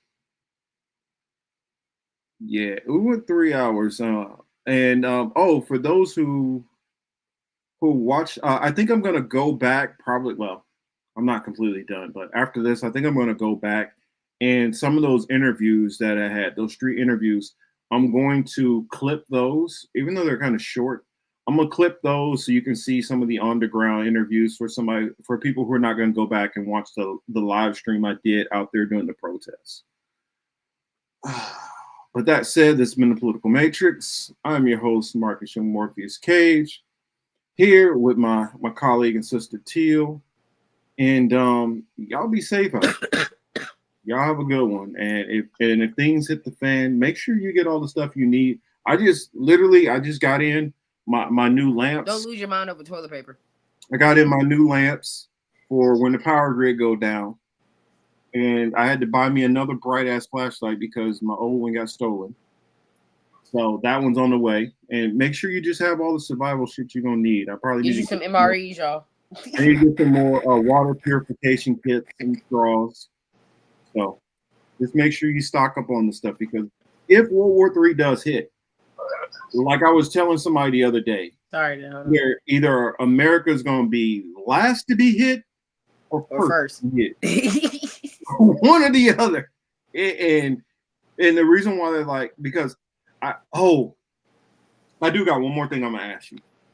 Because Pierce said this shit. And I would, you know what? I'm gonna ask them. I'm gonna ask Charles and Dave this when we go on Nature Boy show. I forgot to ask them this, and please, Till, remind me to ask this question on there. So Pierce Morgan, and I've heard him say this multiple times, and I think it's probably one of the most idiotic things he said. But if Russia used a tactical nuke in Ukraine, or any kind of any form of a nuke, even if it's a low yield small one, it's not a tactical nuke, and it does have some fissile material. Even if they did, he said that there's no way that Russia would do that because they would face America launching a nuke on them, because everybody knows about MAD, mutually assured destruction. And I'm like, I get that they say that, but America is not about to nuke damn Russia for Ukraine.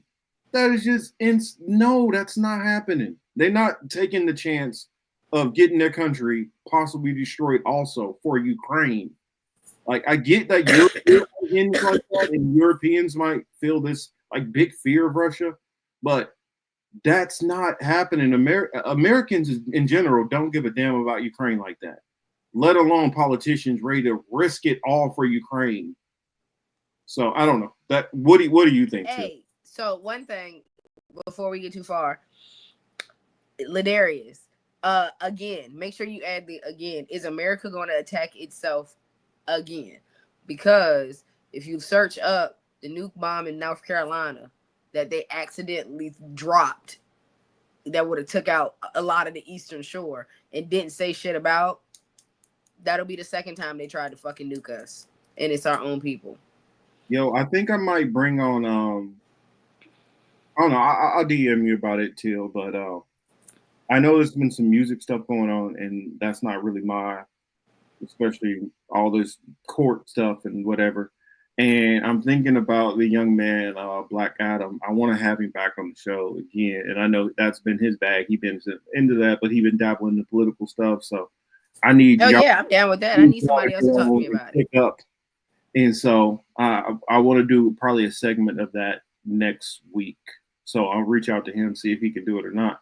But back to the question. What do you think? So as far as like where we're gonna stick our nose in, we always stick our nose in the wrong business, man.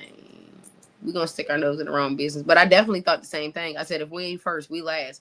We're gonna watch them do everybody else in, and then they're gonna look at us and be like, what's up? Hey, that shit gonna suck if we last. I don't want to see that. That's terrible. But if we first, there's really only one country that I believe like we would actually launch a nuke over. Maybe two. Damn, everybody keeps saying it. I know we say that, okay, the Article 5, that if you attack a NATO ally, but if Russia launched on Germany, depending on the president, I'm not so sure that the president would not launch back. I'm really not so certain. Great Britain, I could see, yeah. Israel, without a doubt. But France, Spain, I don't know. I don't know if America would launch over that. They'd be pissed. They might start a ground war. But nukes? I don't know if I buy that. You really don't think nukes? Nope. Okay. I've seen them do worse shit for less. Well, the reason why I say nukes is because It's Russia. If North Korea did it, in a heartbeat. North Korea gone. But Russia, you getting a nuke back if you do that. And the thing about it is, Russia can also set off EMP nukes, and that's their major forte, EMP nuke. So, okay, you launch one off, and let's say they were able to down that one. Then they send over EMPs, knock out your whole grid system, and then launch the big boys. America couldn't do nothing back. We'd have to depend on our subforce, which you got to remember, they got the Akula classes out there, which I'm just saying, you're dealing with Hunt for Red October and whose subforce is better. And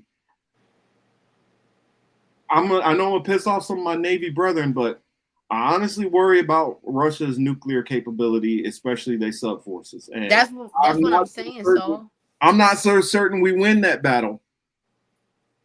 That's what we saying. So they got shit that can really do us in, and then they get shit that will do us in, but not do us in. You know what I'm saying? Well, that's what a tactical nuke is, basically. It's not necessarily a tactical nuke is a nuke as in how much weapons and stuff it's great, and a very, very, very low nuclear yield, where it's not going to be like Chernobyl and shit. You know what I'm saying? Yep. With the blue dogs. Like I really don't like. You could launch a tactical nuke and it doesn't harm the rest of Ukraine. It just attacks a certain part of the battlefield. And it's going to do a lot of casualty damage. Going to kill a lot of people. But if you just killed soldiers and it's not a whole lot of civilian collateral, I don't see them launching off a nuke on mainland Russia and killing millions of people. That calculation does not jog with me. And I think somebody like Pierce and some of these Europeans that think that way, it's like, y'all really think like America like care about Europe like that? And especially like Trump. You think Trump really give a that dude don't like Europeans. Most of his administration don't like Europe, especially since many of y'all sided with Biden.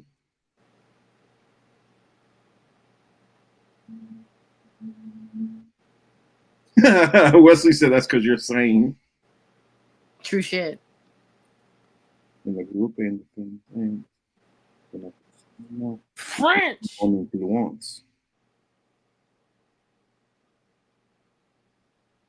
I mean, in certain independence, yes, I understand that influence. I understand that, but I don't think America is thinking that same way.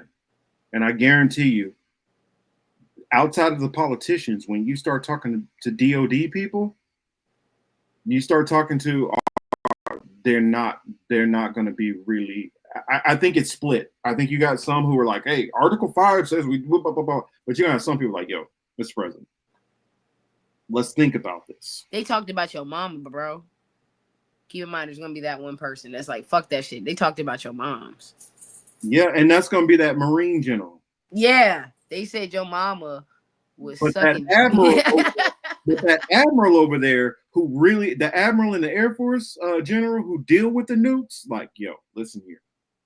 Let's really think about this shit, because there's no walking. If shit goes a certain way, the whole planet is gone. They said they grabbed your mom's by the coochie. I'm like, I heard. Are you really willing to sacrifice 8 billion people? Boom. For this little ass country over here? Think about this, and not think about your legacy. Everybody you know, everybody on this planet is gone. I think, well, and that's what I'm saying. Well, Trump is a wild card. I don't know. He can go either direction. He can be like, I got to show the most maximal force, so I'm going to go the most overkill. Or he can be like, y'all didn't vote for me, and y'all liked Biden, so fuck y'all. But somebody, let's say, for instance, any one of the random Democrats who are in power, I guarantee you they're going to think about that shit very carefully. J.D. Vance, let's put it this way. J.D. Vance in power. You think J.D. Vance is going to launch launch a nuke for Ukraine? Hell no. Exactly. Oh shit. You know what I forgot to talk to you about? That goddamn plane crash in India. Honestly, I have to apologize because I didn't even really look into it. Fuck. All right. So one survivor. That motherfucker said nothing worked on the plane. I don't know how he's gonna live his life having survivors from morphs after that bitch blew up. He's just gonna become Bruce Willis. Gotta be. You're because that motherfucker right there. I don't know who got that reference, but he's just gonna become Bruce Willis. What was that movie called? I can't even remember. Because they had the part 2 was Glass, and part 3 was Mr. Untouchable, Mr. Unbreakable. Unbreakable. That's what it was. He's just gonna become Mr. Unbreakable, you know, except for if he gets near water. That's such a good movie, actually. Is it called Switch? Switch is one. That was hard as a bitch. That's my shit. Which I love that one.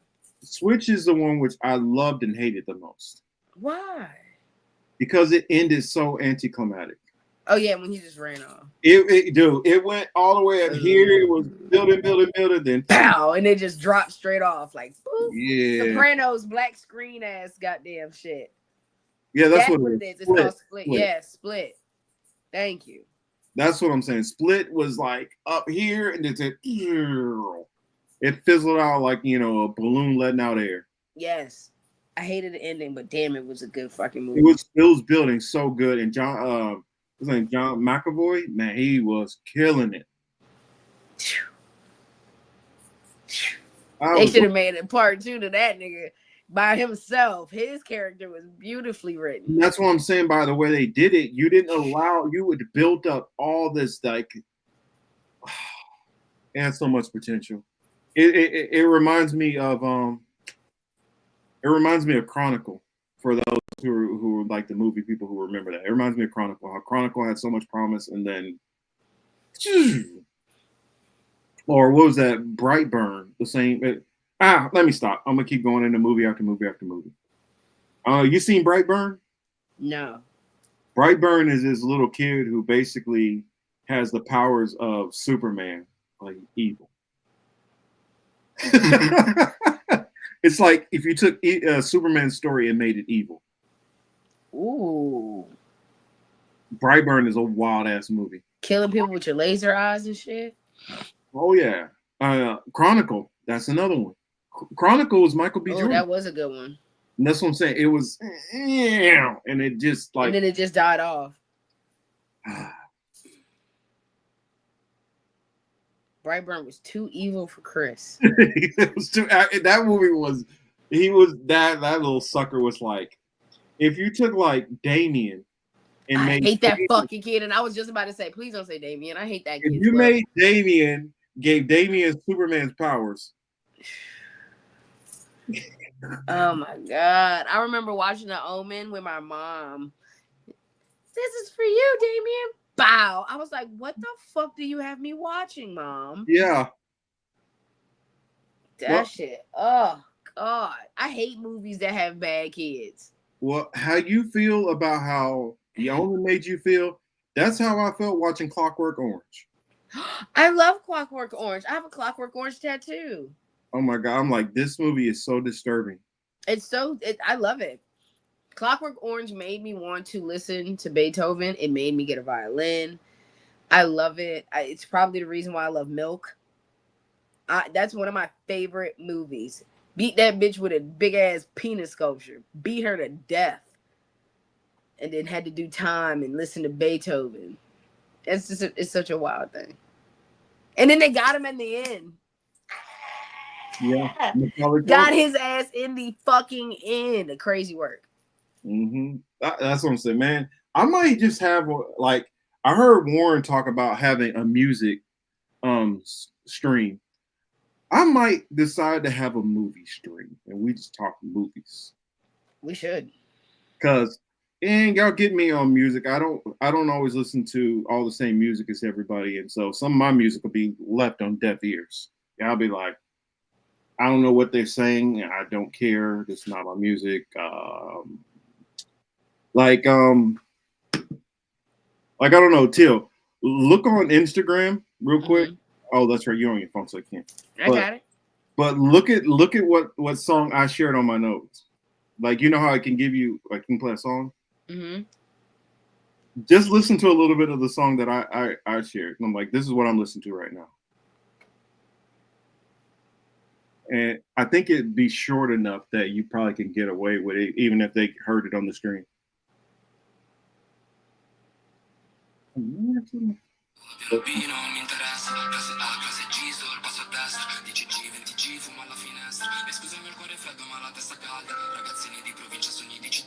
So come vendere un disco con sulla mia faccia, so come vendere il fumo se ritorno là. Ti amano finché sei povero, fai dei soldi più di loro e non approvano.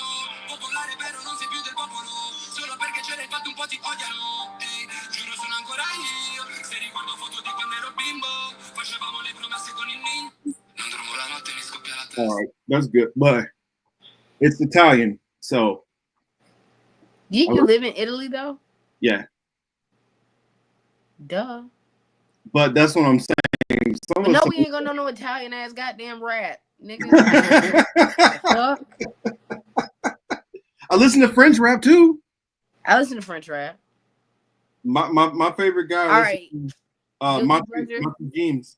Guilty pleasure is I love Asian R&B, be it Japanese or Korean, because them motherfuckers really sound black. Like, they got a Tony Braxton over that bitch. And it's like, I feel bad because I really do feel like I'm listening to the Made in China version of Tony Braxton. Like, the shit go hard. R&B from Asia is amazing. And then what else I'll be listening to that people are like, well, I hate you so funny. You said you listen to Nickelback. No. That's He listens to the Quartet Nikolai Bakuki because they're Italian.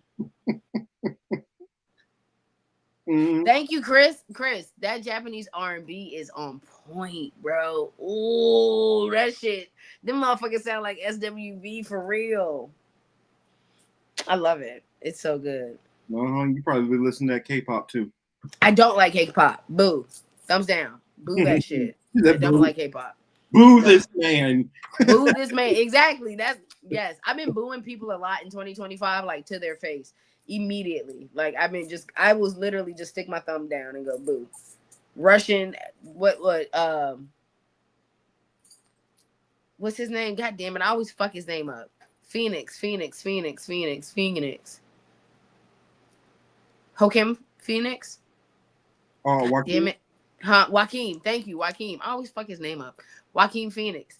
When he was doing thumbs down in Gladiators, that's what I think of when I be like booing people. Because I'll just throw my thumb down. I'll be like, boo.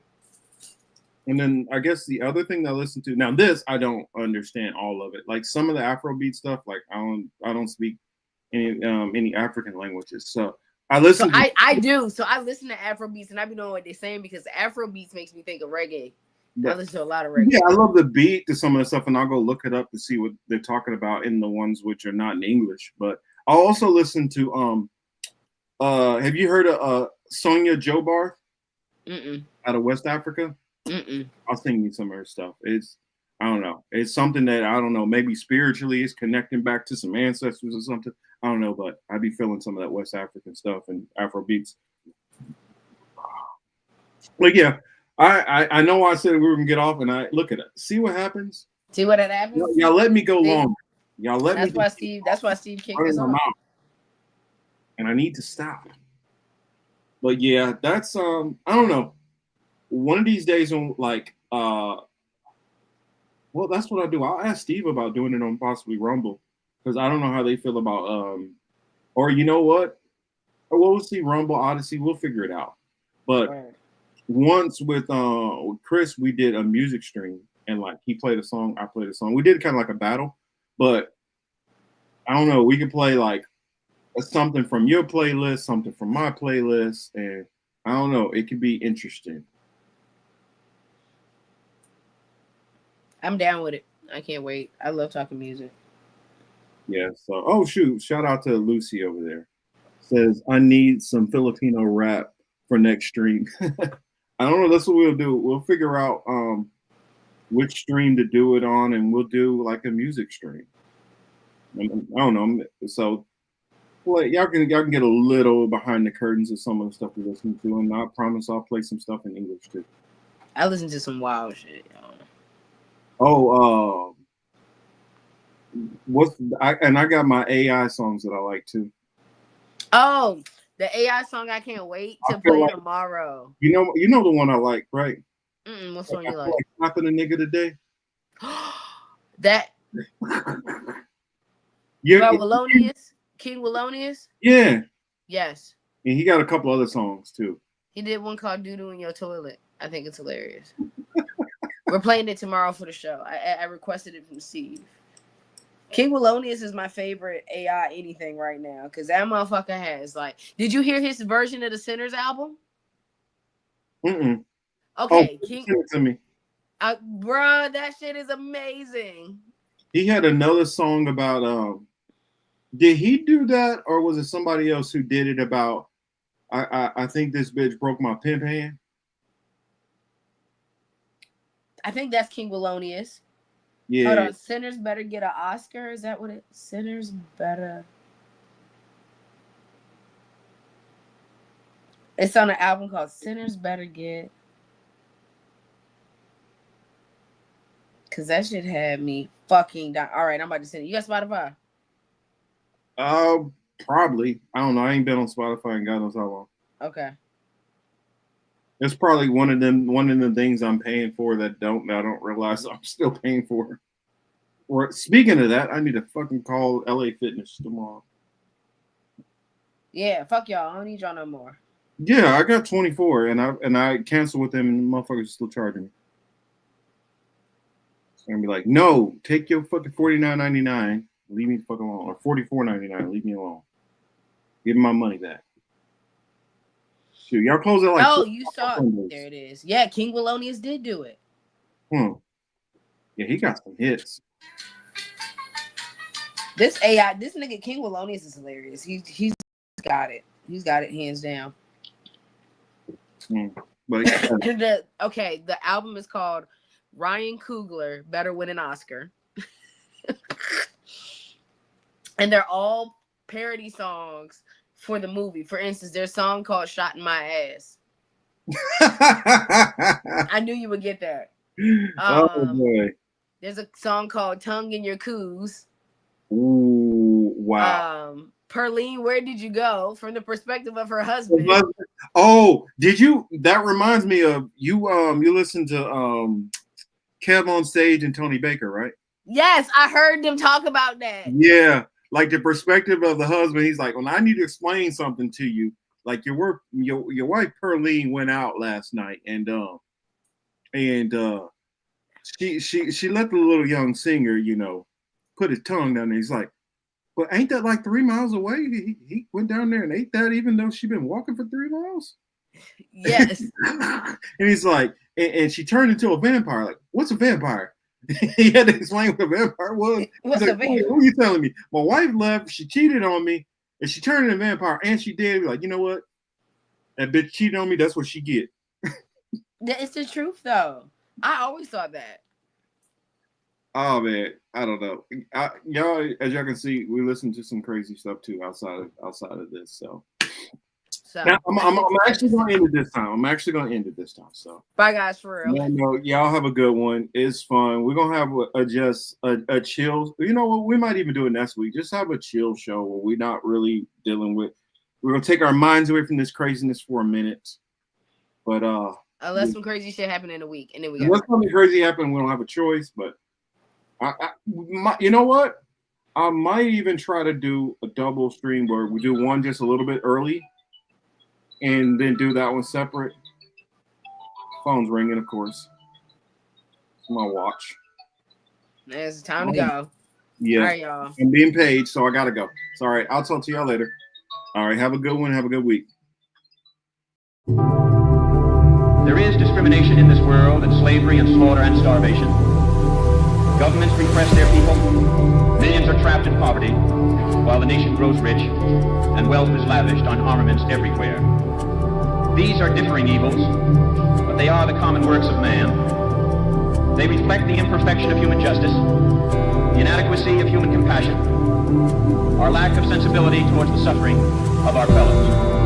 But we can perhaps remember, even if only for a time, those who live with us are our brothers, that they share with us the same short moment of life, that they seek as we do, nothing but the chance to live out their lives in purpose and happiness, winning what satisfaction and fulfillment they can.